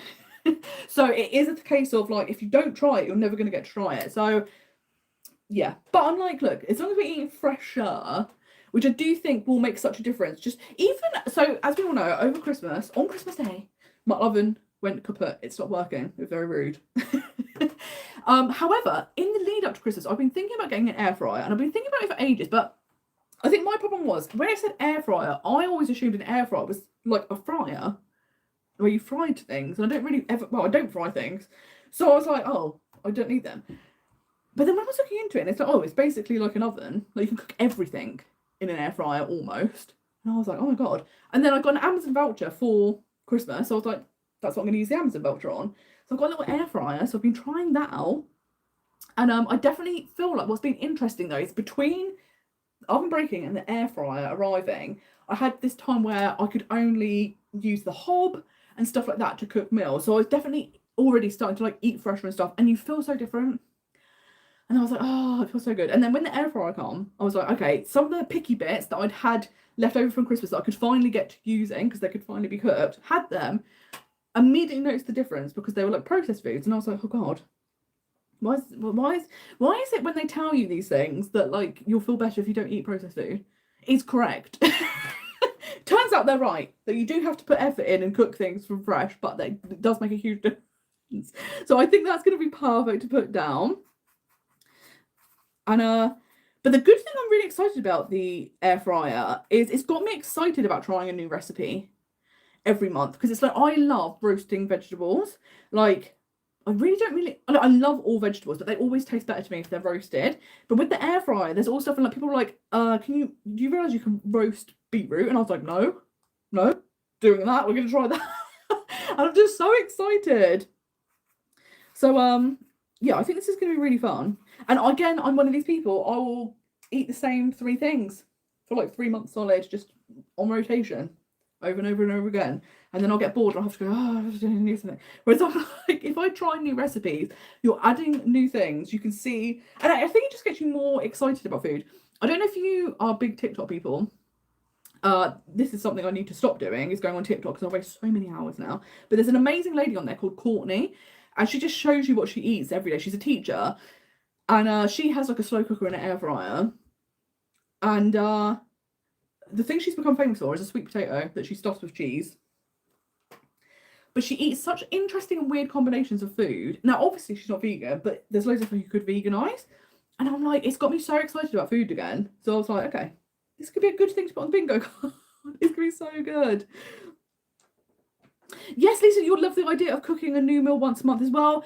And that's the thing, isn't it? It's just nice to kind of, because I think you do get kind of stuck in a rut, and it's like, we know we need to eat, but it's so hard in this day and age where everyone's so busy, and it's like, oh God, like, I don't have time. Like, when it's like, if I see a recipe and it's got like 15 different ingredients and it takes 4 hours, I'm never going to do it. I'm never going to do it. I don't have enough many hours left in my life to be focusing on it. But when it's like quick and healthy things, and I've been seeing loads of TikToks about, because I love Asian food, and it's like Asian vegetable recipes, and I'm like, this is perfection. So I can't wait. Yeah, it's so annoying, isn't it? It turns out they're right when they're like, eat less, move more, don't eat processed food, and you're like, why is it right? But I think that's the thing, isn't it? We're so used to needing things to be convenient because of how busy we are. And I think that's the thing, like this year I definitely want to try and be calm, because I think for so many years I was like, I don't think I've got ADHD. I think it's just we don't live like we're meant to live. Like, we're not meant to have constant information and constant access to people being able to contact us, and a million different things that are supposed to be paying attention to at a time. And I do think that's true, and I think that's why everyone's stressed out and it's not fun. So this year I'm like, okay, let's simplify things. Like, let's stop scrolling on TikTok for so long. I'm someone that tries to avoid the news. I'm like, let's avoid the news, because unless there's something that I can do about it, there's no point spending all day worrying about things. Like, and just having, I think, a little break and not looking multiple times a day at what's happening in the news would probably be good. And like thinking about things that make you feel good or calmer and focusing on them, and then hopefully everything else will fall into slots. Because I think I'm definitely, and particularly last year, I was like, right, let's chase goals, let's work. I was working like 7 days a week, just never taking time off, and you don't really get anywhere. It hasn't really like helped me. All of the stuff that I've done is you feel super burnt out. Well, I'm like, actually, if you kind of prioritize, like, let's feel calm and like balanced, probably the other stuff will become easier. Like, work will probably be easier because you're just being more intentional with it, instead of just being like, if I work longer and more hours, then that will get you further ahead, which doesn't really work. So I'm like, let's be more intentional. So it's so good. Oh, Beverly has a great question. Do you think we'll go to Disney Shanghai? I am absolutely desperate to go to all of the 3 Asian parks. I've never been to any of them. They all look absolutely incredible. I cannot wait. And I think what I would like to do is probably do a trip where you do all 3 in one trip. So that's absolutely an aim. Like, probably, I don't know when it will happen, because like I say, it all depends on money, but anything can happen. The world can change on a dime. So that's definitely a priority. Like, once it becomes financially an option, I would love to go, because something I really love is with all of the international parks, including Disneyland Paris, they all have that same Disney feel and that familiarity, but they also do have their own cultural identity, which I think is so special. And the way they've managed to merge both of those things is amazing. So yeah, I would absolutely love to go, and I think it'll be so much fun. And the problem is, though, I know, well, first and foremost, what's amazing is it's cheaper to visit them than going to Disney World at this point, which is ridiculous. If like a 2-week trip to Disney World, you could go to all 3 Asian parks and it'll be cheaper, which is insane. However, the amount of merchandise I will need to buy is absolutely outrageous. And the downside is it's cheaper, which is great, because then you're like, well, I can get more of it. And it's like, well, no, you should probably go with a set budget. But I'm like, but there's too many good things. Like, I saw someone the other day and they came back with like, it was something ridiculous, like 24 key rings that were like the character ones. They're like the plushy little ones, but they had like 24 of them. And I was like, that is brilliant. Nobody needs 24 key rings in general. You definitely don't need like big bulky key rings with plushes on them. But if you have the option to buy them, of course you should. So I absolutely love that. I will be that person. So I need to save up, because I need to buy everything, because it's just too cute. But I'd love to know if you've been to the Asian parks, like, how was it when it comes to planning? Because that's something I'm really also itching to do, because I love the planning part of it. And I know the planning is very different to visit them. So I'm really excited to dive into that as well. Because yeah, it's just going to be a whole new like thing to learn, which is going to be so good. Sinead said, I love the idea of getting ideas for new vegan meals, because that's the thing, isn't it? I think a lot of people kind of get into a routine of like, these are the handful of things that I really enjoy eating, so I'll do that. And yeah, I'm just so excited to kind of like try new things. And I think because I love this cafe, and they do really interesting food, like, I'm not going to start replicating them, because they are like this is something I love about vegan food, because it is like magic, because they go, oh, see that chickpea, I'm turning that into an omelette. How is chickpea flour now an omelette? I don't know how it's working. It's like alchemy, it's magic, something's happening there. But yeah, it's just so nice to go, oh, like, I can step outside of what I normally eat and then try all these exciting dishes. Lisa says, it's so expensive, but Hong Kong, Shanghai and Tokyo at once is the way to do it. I've planned it for 2026, but life has changed, so nope. And that's such a shame, isn't it? When you had an idea in mind of this is what I'm doing that year, and then life gets in the way, things happen. But it's great, because I think once you get out there, it's going to be even more special. And yeah, I totally agree. I think doing all of them at once is a great way of doing it, because doing like 1 or 2 parks at a time can be fun. Obviously it's really fun no matter when you go. However, it's more like the flights and stuff are going to be the expensive part. So if you're already in that part of the world, it'll be cheaper to fly between countries or destinations than to come back from here. And when it's so far as well, you kind of want to get the most out. Annoyingly, I have been to Hong Kong and Tokyo before. But I was going to Australia, so we stopped in Hong Kong for like 3 days on the way out, Tokyo 3 days on the way back. Didn't have time to go to the parks, which is such a shame. But it'll be good, because when I go, it will be like, let's really focus on them, and then see other places as well, which will be amazing. But like, they're going to be the main focus. That'll be so good. Alison, don't talk to me about it, because I can't even think about this private tour, this private jet thing, because I'm so obsessed with it. I think that is the dream, isn't it? Like, and like you say, it's a bit unrealistic for the bingo card, but it's one of those, you know, if I won the lottery, I won't say, but there'll be signs. It's that. If you see a vlog series coming from this private jet, you know what's happened. There's been a lottery win. But that's the dream, isn't it? Because it's not only the fact that you get to visit every Disney park in the world, and Olani and all of these places, it's the fact that you get these amazing experiences. So you get to go into the park early and tour with an Imagineer who built the park, or you get to stay at Skywalker Ranch, and all like so many amazing things. And I'm like, oh, it's literally, if you're a Disney fan, it's like the dream. But it's like $54,000 or something stupid. It's absolutely insane, the price. Or is it 100? It's not 150, is it? It could be. It could be. Who knows? Who knows? But it's an absolutely astonishing amount of money.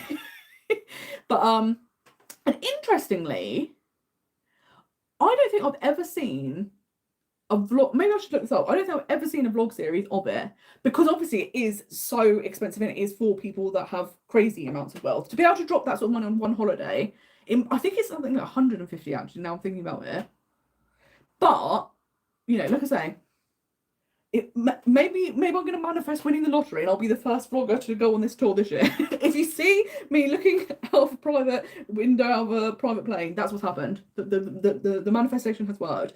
But yeah, I'm with you, Alison.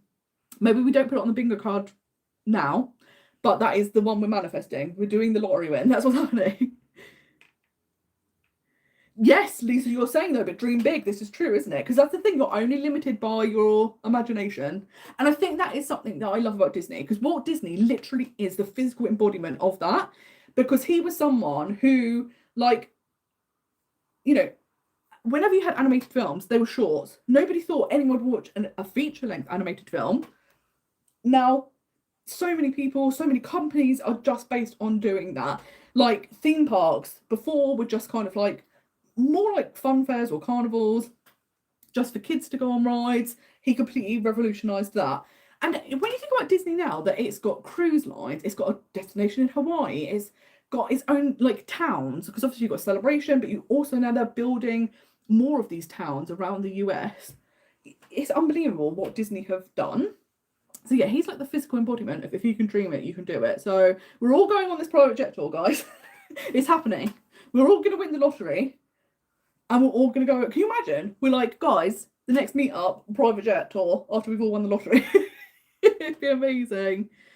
Lisa says, Tokyo Disney was so easy to plan. They have such a different system. The only thing that made me anxious was the access to Disney Fantasy Springs, that's something that I was like, oh, that seems difficult, because I think there's like, you could buy packages that include an entrance, but some of it is just the entrance, and then some packages have early entrance, and you don't have to buy a package, but then you have to queue. Like, it seemed like, oh my god, that seems a lot. But yes, Alison, you're like, you better take us with you on the private jet, and that's the thing, isn't it? Can you imagine? This would be amazing. This would be like a Mr. Beast moment of being like, guys, just so you all know, like, me and like, I don't know how many people we get on the private jet. 30, 40, who knows? We're of like the most amazing people that watch my practical guides. We're all going on this private jet tour. Can you imagine? That'd be amazing. Oh my god, yes. So Alison said it's 120,000 exactly. But that's the thing. When I was saying 50,000, I was thinking that seems. I was gonna say too cheap, which is ridiculous. It's not cheap. I was like, I think I misremembered that price. So yeah, it's just a little bit. It's a little bit of money. But yeah, and you've also said, remember who your friends are when you win big, because that's the thing, isn't it? What a great thing to be able to do, like spread the joy. But yes, like that is the trip, isn't it? That is the one that I think most people want to do. It's just so amazing. But I think you could still do all 3 Asian parks and it'd be cheaper than Disney World. So we know that that is more accessible, which is wild. And it kind of does show you how crazy expensive Disney World is becoming, when the fact that you can go to 3 completely different destinations. And like, something that's great is my friend Derek, he went to a few of the different Asian parks in one trip, and their hotels are so much more affordable. So he stayed, I think it was the Hong Kong, I can't think of what the name of the hotel was, but it's the one that's basically the same as like the Disneyland Hotel or the Grand Floridian. It's that same type of theme. It's kind of like a deluxe resort. And I think it was about $300 a night, whereas places like Disneyland Hotel or Grand Floridian, it's like $800, $900 a night. And I was like, that's wild, like the difference. So yeah, just absolute perfection. So we need to do that. I think, oh, something else I think I am going to put on the bingo card is go to 12 theatre shows in a year, because I've already got some booked, which is great, because these days shows go on sale really early, don't they? Like, they're like, do you want to see this in 2027? And you're like, it's only 2025, guys. Like, that's 2 years, I don't know what I'm doing. But what's good is sometimes if you have in mind, like, oh, I really want to like just focus on seeing X amount of something, it can help you kind of focus on like what you want to see. And what I'm lucky about is close to me there's a theatre, and they test a lot of shows before they go to the West End, and the tickets start from £10. So I've already got some shows booked for London, but I think a way to make it realistic to see 12 shows is to go to that theatre, because like I said, in March they normally announce their summer season, and I mean, I saw Oliver, which is now in the West End. I saw that with the exact same cast, £10 ticket. Unbelievable. And like the tickets in London start from like £40 upwards to like hundreds of pounds. So I think that's going to be the way to kind of see more theatre shows. But I'm going, so for my birthday, I'm going to London. I'm going to go see The Producers, which is one of my all-time favourite musicals, and The Hunger Games, which doesn't have great reviews. So we'll see what that one's like.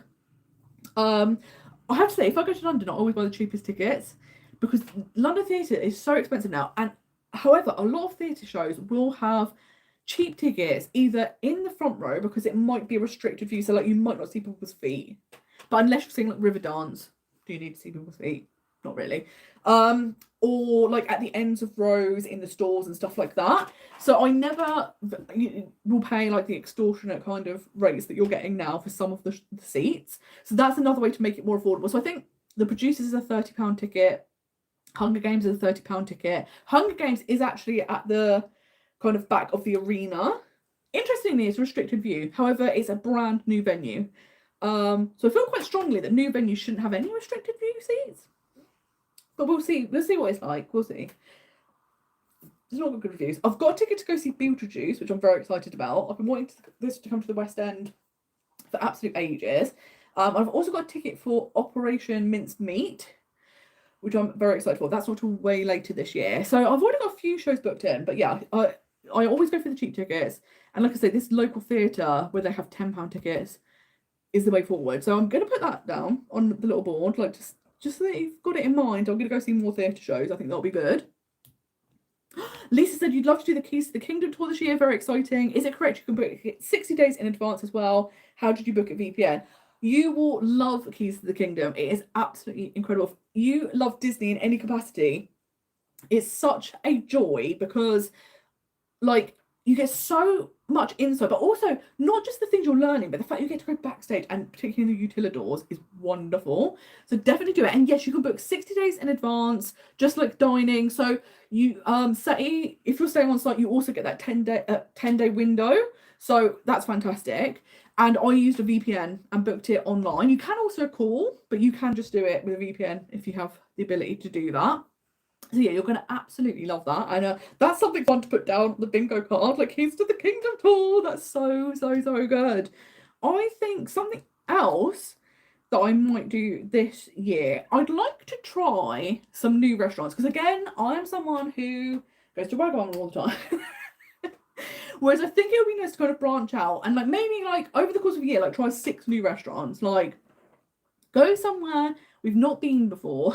So I think that would be so much fun. Although I love Wagamama, and I've just seen their Veganuary offerings, and they're doing like they're doing like fusion, like crossover food. So they're gonna do a like udon noodle vegan carbonara. And I'm like, I do know you can get, you know, like, is it called Bulldog Noodles, like the brand? And they do a carbonara one. So I'm assuming it's like a take on that. So I'm like, that could be interesting. And they're doing like tacos as well. So I'm like, okay, that'll be interesting. But, you know, but we'll try them. But then we'll also try other places. And that's the thing, isn't it? It's just sometimes nice to break your routine. Because I am someone, I think, that very much gets, like I say, like, I'll eat the same food, listen to the same music, go to the same restaurants. But sometimes just going, okay, like, let's break out and try something different. And then I'll become inevitably obsessed with that new thing and go there all the time. We know that's what's going to happen. But I think that'll be really, really fun. And again, it's just nice to try different dishes. Because when you go to the same places, they kind of have the same food, so you're used to what you're going to order. Whereas if you go somewhere completely new, you're like, what are we going to have? What are we going to have? So it'll be so good. Lisa says, for my Disney trip, I'd like to do something I haven't done before, such as a restaurant, visiting a hotel, whatever it is. What's something you haven't done? Oh, this is so good. Because there's so many things that and again, like we were saying, the good thing about Disney is there's always so many things to do. Something I'm desperate to do actually is visit during the Christmas season. I've never ever been to Disney World during the festive season. I'd love to go to the Christmas party, both in Magic Kingdom and Hollywood Studios. I'm obsessed with watching everything to do with the festive season. So I think that would be an absolute dream. I'd also love to, at some point in life, there's 2 restaurants I haven't been to, mostly because they're very expensive. So I'd like to go to Takumi Tei in Epcot, which is this amazing Japanese restaurant with a like set menu. But it's like fine dining, like it's a proper amazing dining experience. I'd love to go to Victoria and Albert's, which is just insane because it's proper like actual Michelin starred restaurant. But I think that would be so cool because it's just such a different thing to do. But there's also resorts I'd love to like stay in. I'm desperate to stay in Wilderness Lodge and Polynesian. However, this is the thing, another reason why I love Sequoia Lodge, because the person who designed Wilderness Lodge was involved in the designing of Sequoia Lodge. But obviously the difference in price between the two is huge. And obviously the scale is different. It's much bigger in Disney World and stuff like that. But if Wilderness Lodge is a place you've always wanted to stay, Sequoia Lodge is a fantastic option because it's so much more affordable and you really get that same sense. So yeah, it's just, there's just too many things to do, isn't there? I'm like, there's not enough time. I did read something once and they were saying because of how many hotels they have and how many hotel rooms they have in Disney World, I think at the moment there's about 30 resorts. And it was like, if you stayed in every single hotel in every resort at Disney World, it would take you something like 60 years. And I'm like, I don't think I've probably got that much time left. However, I'm willing to volunteer to do this experiment. But yeah, isn't that wild? But it really shows you how many rooms there are. Like, that's wild. But also, in the next couple of years, it's going to be the new hotel. It's again like a wilderness themed hotel, like a nature themed hotel. And I think it's where, oh god, sorry, that's the cat. She's gone into her tunnel. Was it called Discovery Island? No, it's not called Discovery Island. Was it called Discovery Island? Where you'd got the boat and then there was all animals. I remember going on my first trip when I was 6. It was open. Subsequent trips it shut down and it's been abandoned for a long time. But they're building a nature themed hotel there, which is going to be opening in the next couple of years. And it came about a number of years ago, and it's going to be a Princess and the Frog themed hotel. And then it disappeared when the pandemic happened. And obviously they had to cancel a lot of projects because of finances. But it's come back and they're currently building it. So I think that's going to be amazing to go and stay in. One of my main memories from the island, because I'm lucky, I actually have a VHS from my trip when I was 6, and I actually put it up on YouTube last year. So if you do want to go and see that, do have a little look. And it's so fun to see Disney in the 90s and the difference. And I remember they had giant tortoises, and I distinctly remember seeing them. And I also remember there was a bit where you could walk around and there were goats. And I had on a straw hat because it was hot. And the goat jumped up on me and was eating my hat, which was terrifying as a child when you're at Disney and you're walking around and then the goat is on you, eating you near your face. It was absolutely hysterical. But that is my main memory of this little island that I used to have. Oh, Alison has said, when in London, you should try Addis Vegan Kitchen, gluten-free restaurant near King's Cross. It's Ethiopian. Oh, that would be amazing. It would be so nice. I know you say, completely different restaurant, I've never been here. Like, I remember going to Jiko, which is obviously African cuisine, and it was so good. So it'd be really nice to go to a proper, authentic Ethiopian restaurant. It'll be so good. I also remember you telling me about there's an amazing vegan Chinese restaurant in Camden. And I'm like, I need to go there at some point because that sounds absolutely incredible. Because as we all know, if I go to London, I am in Mildred's, but there's other places that exist.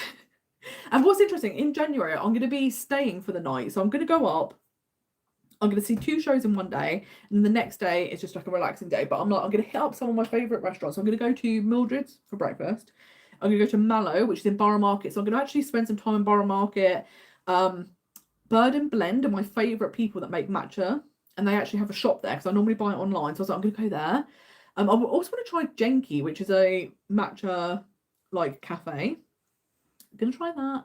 I really want to go to Dishoom. Have you eaten there? Has anyone eaten a bit Dishoom? Is it worth the hype? Because I think that would be amazing. So I'm glad it's so helpful when people like Alison who live in London could go, these are the places you need to try, because it's so helpful, and it fits the try 6 new restaurants, which is going to be perfect, which is so good. But I'm thinking something I'm also going to put down, and it kind of links back to what Lisa was saying about like solo days. I think I'm going to do like a pamper day once a month, because I don't ever do anything really to do with like pampering or stuff like that. Last year I had a voucher for a massage, and I was like, oh, this is so nice, and it was so relaxing. And I think a pamper day could be anything. It could be like a face mask at home. It doesn't have to be like, you know, going to a spa or something like that. But just kind of doing some like self-care and like taking time out and like doing something relaxing, something nice for yourself, I think would be really good. So yeah, we're going to put that on the little list, because yeah, sometimes you should check in with yourself, and instead of being like go, knowing like, even if it's a busy month, you've got one day where you're going to go and relax, just unwind, I think will be lovely. Amazing. The Chinese restaurant is called Vegan Planet, so that has to happen because it just sounds absolutely wonderful, and Dishoom is amazing, which is so good. And yeah, I love Indian food. That's the thing, I am not a picky eater at all. I will eat absolutely anything, as long as it's vegan. Like, I'm so excited to try all different foods. So this just sounds amazing. We're going all around the world, and that's something that's great about London, isn't it? Is there's so many cuisines on offer. You can literally do like a tour around the world of restaurants in one trip, which is so wonderful. It's so many good foods available. This is going to be so good. But I think, so at the moment we've got like 6. I've got 6 things on the list. So we've got 6 more things. I think I'm going to do another target for books. So I think I'm going to put 45 books again, because I know that is a ridiculous amount. But I'm a very fast reader. And like I said, this year it's 45 books. I managed 52. So I think it's one of those things that I did not think I would hit it this year, because it is a ridiculous amount. But something I want to be more conscious of is maybe reading each day. So even if it's like 10 pages, because what I'll tend to do, again, I'll read a lot of books in quick succession, and then I won't read anything for a couple of weeks, or even like 6 weeks, and then go back to reading loads again. Whereas I'm like, maybe if you're just more consistent with, if it's 10 pages a day, perfect, that'll be so good. And I like a mixture of everything. I'll read short stories, I'll read fiction, non-fiction. Like I normally have about 5 books on the go, which is insane. But again, I think it's just my brain's like, oh look, something else to read. Oh look, this is interesting. It can't just focus on one thing. So 10 pages a day, we should be able to do that. Okay. And I do love Goodreads. It's one of these websites where you can kind of write, like, add the books that you're currently reading. Like, they do a challenge every year, so you can say like, I'm going to read 45 books or 10 books or whatever it is, and then it will tot it up for you, so you know if you've hit your target or not. And then it also has like recommendations, and like based on your reading, we think you'd like these types of books. So yeah, it's quite nice. So I'm like, okay, maybe we'll stick with that again. But yeah, I do love reading, so maybe we just prioritize doing a little bit a day. Or even stuff like, I have a real problem with audiobooks or podcasts, because I can't sit and listen to something. My eyes have to be doing something. So I love podcasts that are on YouTube, because if I can watch it as well as listen, I'm all in. The only time I can listen to an audiobook or a podcast is if I'm out for a walk, if I'm driving. So also it could be great, because I do want to kind of walk more this year, because when I work from home and I do a lot of work on a computer, you are conscious that you aren't walking enough. So I'm like, let's try, instead of just going, when I go to Disney World, I'll walk more. Try and just intentionally add some more walks in each week. Podcasts and audiobooks could be a good way, because it's like, okay, especially if it's something you enjoy, and you go, oh, I can't listen to more of that unless I'm on a walk, it's then more encouragement to go out for the walk. So I think that could be a good way to get around it. Maybe that's going to go on the thing, like find some fun walks, because that's the thing. Like I mostly walk in a cemetery, and that's just because it's the closest place that has a lot of greenery. But it's actually really nice in there. There's loads of squirrels and birds, and it's very calm. Because I live in a city, like it's always traffic and noise, whereas in there it's really like, oh, peaceful. But it does feel weird. Like, are you allowed to walk in cemeteries, or does that seem creepy? I think it's fine. But it'll be good to kind of explore, because I live near the beach, so I'm like, do you go to the beach? Do you go to the cemetery? But let's find some new places to walk that aren't cemeteries. It should be amazing.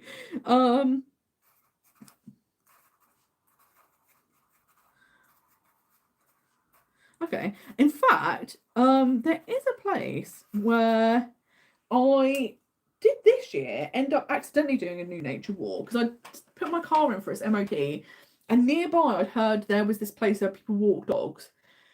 And I've lived here, like I was born in Portsmouth. I lived in London for about 8 years, and then eventually came back here. Never been to this place in my entire life, and it was so nice. So like little places where you can find, and I think again, I'm someone who can't bear routine. So I hate the idea of going, I'm going to go out and do a walk and it's the same place every single day. And yeah, I just can't do routine. I also hate having my time dictated to me, even if it's me dictating the time. So something that I did want to do this year is kind of do more of a like morning routine to kind of set you up for the day. So like we were saying earlier, just even stuff when it's like meditation or breath work or visualization, something like that, so that your mindset, you're coming into the day nice and calm and relaxed, but also focusing on the really nice things that you're aiming towards, and then it helps keep you zeroed in on that. And it's something for years I've been saying, you need a daily routine, and I'm like, I'll decide what I do with my time. You're not going to tell me, even though it's me telling me what to do with my own time. Which is ridiculous. So I'm like, let's try that, because it's like one of my kind of goals in general was to do that in January, because it's 31 days. Okay, we'll try it for 31 days and see, and if you feel the benefits from it, which I'm sure I will, then you'll probably be easier to carry it on. But I think also having things in a shorter period of time, rather than being like on January 1st I have to entirely change my life and stick at it forever, it's like if I try that for a month and I don't like it, I don't have to do it again. So but I think that will be good, like just have some sort of like routine which is nice, a nice way to start the day. I'll put that down.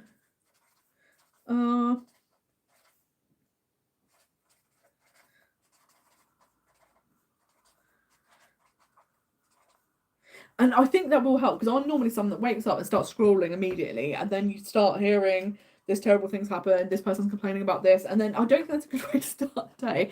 So I think like maybe going like, even if it's just 20 minutes of no phone time, but like doing some breathing and meditation or yoga or something like that, and then maybe doing a little bit of reading, and then being like, okay, I'm ready for the day, will be perfect. It'll be so good.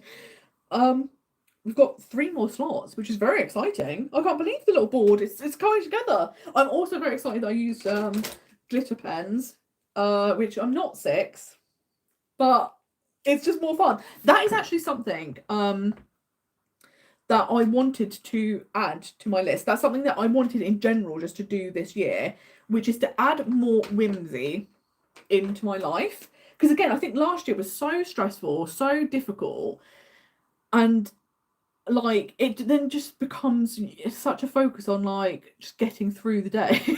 And you're just like, this can't be what life is, just trudging through one disaster to the next. This isn't fun. Whereas I think if you have like even stuff like fairy lights, I love fairy lights, but I don't have any at home, and I'm like, you don't just have them for Christmas, you have them like all year round. And like dressing more fun, because I kind of just have got into a habit of just like jeans and a t-shirt, just pick up whatever like, oh, I'm feeling like Disney today, or Marvel, horror or whatever, and I'll theme that t-shirt. But like I love colour, and I'm like, let's maybe dress more colourfully, more fun. So I'm going to add more whimsy into life, because like we were saying, like, mindset really is everything, isn't it? I think if you can kind of set yourself up so that your day starts in a nice calm way that's joyful, and then throughout the day, like, you're wearing clothes that make you happy, or like you're looking at a painting that makes you happy, just little things that make your life a bit easier will be great, because we can't do a lot about the terrible things that are happening in the world, but we can wear colourful clothes, which to me is a distraction, which is amazing. But I can't believe we're down to the final two. What is everyone else thinking of doing? Maybe we've got some inspiration. What more fun things? Do you know what I'd actually like to do? Try some new activities, because I'm not someone that has any hobbies really. And I go through phases again. Like, so in the pandemic, when people were furloughed, I was furloughed for like 3 months, and I was painting, not to be good at painting, just for fun, because it's one of those things. I've always felt like a creative person that has no talent. So like, can't sing, can't draw, can't, like, I love everything creative, but I just don't have the skills to be good at those things. But I'm like, you don't have to be good at them. You can just do them for fun. And I think that's the thing. I think we live in a society that sometimes it's like, unless you can monetize your hobbies, then it seems as frivolous or a waste of time. Or like, unless you're trying to aim to be like the best at it, or to get really good at it. Like, I'm like, well, I could just paint because I like it. I don't have to be good at it. No one has to see it. So I think that could be really, really fun. So just trying some like new activities. And then it's that thing of like, again, maybe if I try like one activity a month, if I don't enjoy it, I don't have to ever do it again. But if you find a new hobby, then brilliant. So we'll put that down. Try a new activity. Or it's even stuff like, I used to bake a lot in my 20s. Haven't baked for ages. And then when I found out an air fryer, you can bake things in it, like cakes and stuff. And I was like, what? Because again, I thought it was just like frying things. And I was like, oh my God. So I'm like, maybe like, even if it's stuff like baking, or like, you know, like they have those like pottery places where you can like paint a plate or something. Like, just a new little activity. See what you like, what's out there. I think that would be really, really fun.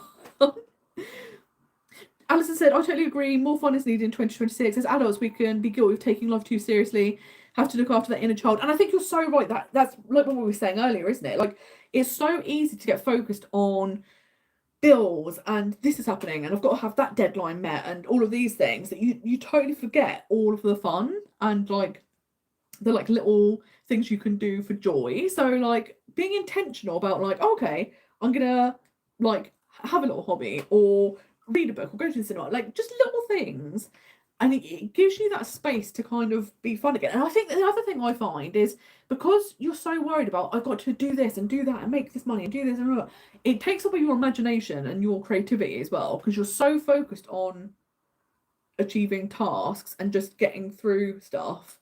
And like, it's stuff like the never-ending washing up that needs doing and stuff like that. You're like, how is this a thing? Why do they need washing up again? How has this happened? Like, all of those things. But again, it's kind of like, if you can, like, I don't know, maybe it's like, maybe that's actually a good thing. Like, if I'm doing the housework, which is something I absolutely hate doing, it's such a chore, listen to a podcast. So it makes it more enjoyable and the time will pass quicker. I think it's just these little hacks, isn't it? Like, if you can add more fun into your life, then you're just going to have a better time of it. And I think that's the thing. I feel like 2025 was a hard year for a lot of people. I think a lot of people are excited for 2026 and the new kind of beginnings and new chapters. So I think like just having more fun will be such a good thing that we could all do with, because yeah, it's not fun. 2026. Well, interestingly, one of the things in the yoga class I go to, because I go to yin yoga, which is more like a relaxing yoga rather than one for like strengthening or conditioning, anything like that. And the last one of the year was talking about how last year was the year of the snake. So it's a year of kind of like shedding. And it's that thing of like, it could be a difficult year for a lot of people, because it's like you're realizing, oh, this doesn't serve me anymore. Maybe like these friendships don't work for me. This way of living doesn't serve me. So you go through all of this turmoil so that at the end of the year you can shed and be like, I don't need any of that. I'm going to leave it all behind.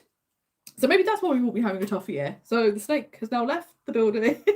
We're now the year of the horse. So that should be fun. Horses are fun. They seem more fun than snakes. So That'll be good. It should be good. Happy New Year, Carol! Thank you for joining us. And yes, it should be so much fun. It should be such a great year, 2026. And like I said, I'm so excited for Disneyland Paris because they're going to have like their big year to shine.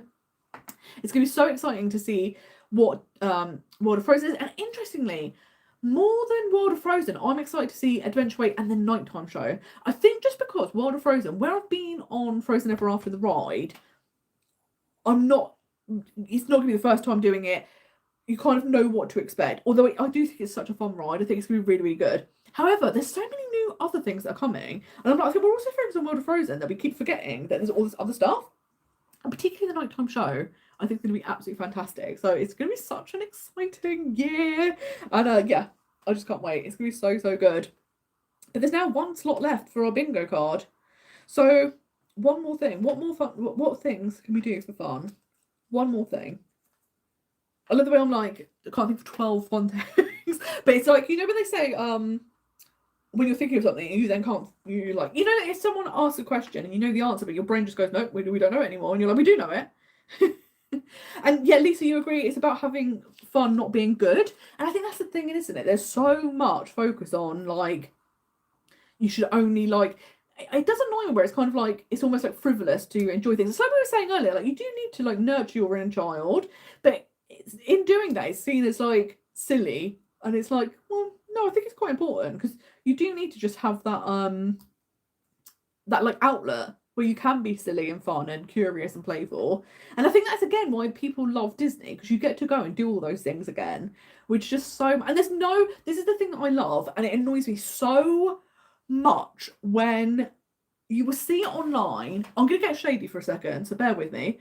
You will see online people who never visit Disney, but they've had kids, and then they decide that would be the perfect trip as a family. And you go, brilliant, it will be. And then they go and they go, why are the adults here? Oh, why are you meeting characters? You're too old for that. Why are you here? You're a part-timer. This is your one and only time going to Disney. I come here all the time. I'll dictate what I'm doing, not you. But it annoys me because it's like, the whole point of Disney, I think one of the reasons it's so fun is nothing is off limit to kids. To adults. You can go on any single ride. You can meet characters. You can do everything. They don't have like age limits. Whereas, you know, like some theme parks, like in the UK, if you go to theme parks, there's some rides where you have to be under a certain height or you have to be with a child to go on it. Like you can't go on it as an adult. Disney don't do that. They've intentionally made the parks so that everyone can enjoy them. Also, adults are the only people that can do everything at Disney because kids can't go to bars. They can't go to some of like the backstage tours. They're not allowed. So, if anything, I've got more right to be there. But anyway, that's a side note. But like, that is something I enjoy about Disney. Like, you can go on Dumbo and you don't feel silly because you're allowed to be there. I love going on Casey Jr., which is clearly a child's roller coaster. But I love it. It's so much fun. And you're never made to feel silly for doing it. And I think that's what's so fun, is that you do get to indulge in that fun and that whimsy and that childlike stuff. And it's completely acceptable. Apart from this minority of people that like to badmouth Disney adults. But we all know the truth, that we're allowed to do whatever we like. Which is so true. Oh, I love this. Lisa said, I've got to learn something new is on your list as well. And for me, it's dancing. Yes, dancing is so much fun. And I'd love to get back to dancing because I used to dance a lot. And I've always loved it. So that would be so much fun. And paint more of your home pink. Absolute perfection. I think 3 of my rooms at home are pink. So I'm all on board of that. You want to get some wet, clean couches. I think I get what you mean, where because then it's just easier to maintain, isn't it? And then you're nice. You're like, I'm cozy, I'm comfy. If anything happens, it's sorted. I'm not having to worry. Thank you so much for joining us, Alison. I hope you have a lovely, lovely new year. And it's been wonderful to have you here. So thank you so much. And yes, the worst, isn't it, having to do the boring adult stuff. But we know now we've got 12 fun things that we can be doing each year, which is going to be so fun. Lisa said, I want to do 5 clean push-ups and run for 30 minutes straight. But I don't think my lazy ass can do that. But I think that is the thing, isn't it? Like, there are so many things that feel impossible. A couple of years ago, I did the couch to 5K. And the thought of, like, running 5K was, like, not in the realm of possibility. But it is that thing of, like, breaking it into little steps. And it does become completely possible. So I think they're amazing goals to have, because it's nice as well to incrementally work your way up, rather than going, I've got to do this thing now. When it's like, oh, I want to be able to run 30 minutes, it's like, okay, I can start out by doing it for running for 2 minutes, and then over time, and then it feels like such a nice accomplishment, which is going to be perfect. Also planning to be sober for a year and plant something in my garden. That'll be so, so lovely. And I think that's the thing, isn't it? Like, there is a real sense. I love New Year because it really does feel like a new chapter, a new like beginning, and like being able to like plant something which is also new, and that kind of sense of like new life will be lovely. So that'll be wonderful. Hi, happy new year, thank you so much for joining us. And yes, I'm very excited for this year. I think it's going to be so much, and interestingly, it's very different for me, because normally, like I said, when I was doing my other job, because I knew how much income I was having and stuff like that, I knew, right, I'm going to save this much money a month for trips and stuff like that. So I planned everything like 2 years in advance. So I knew like how many trips I was going to have, where I was going to go, so that I could budget for all of them, save up, and I've got 2 years to save. So it's brilliant. That's all changed now. So this year I've got one trip booked, and other trips that I have in mind, but not booked. So I'm really leaving it up to the universe, whatever is out there, to kind of see how things work out. So I think it's going to be so much fun to kind of do something very different for me, where it's not so like regimented and planned, and kind of be a bit more like on the fly, and being like, oh, well, I could go and do this now. I could go and visit this park. Let's go. So I think that will be really, really fun, and something that's quite different. And I love the planning, but I think what's good is when you're someone that loves the planning and you do it all the time, you kind of know how to, like, I could create a Disney trip now and within 20 minutes have everything planned and ready to go. And that's really nice, because it means that you could do a more last minute trip. You're not going to feel like on the back foot, or that you're missing out on things, because you know what you need to do or what you can experience and stuff like that. So yeah, I think that's going to be really, really fun, because it's going to be completely different from me. And I think that'll be good, because it's kind of stepping outside your comfort zone, which is something I want to do this year, especially because this year, like next week, it'll be my birthday and I'll be 39. So it's your last year of your 30s, going into your 40s. So this year it definitely feels like oh, let's try new things, like shake things up a bit, have a bit more fun, like be more calm, like get a routine together. We all like just feeling good and positive, and like make a change for next year, because then we're 40 and that'll be a new decade. Although I'm quite excited, I'm not dreading it. You know, people kind of get a panic, and I'm like, oh, no, I think it'll be fun. It's always fun, I think, when you go into a new decade, because you just feel different about things. So I think 30s have been like really good for like just knowing more who you are and what you like. But I think 40s, it kind of I just think every decade you narrow that down more and more and more. So I just think it should be so much fun. So yeah, I think that's going to be great. But let's put one more thing. I'm kind of loving the dancing, because that's something I used to do all the time. I used to go 3 times a week to Pineapple Dance Studio.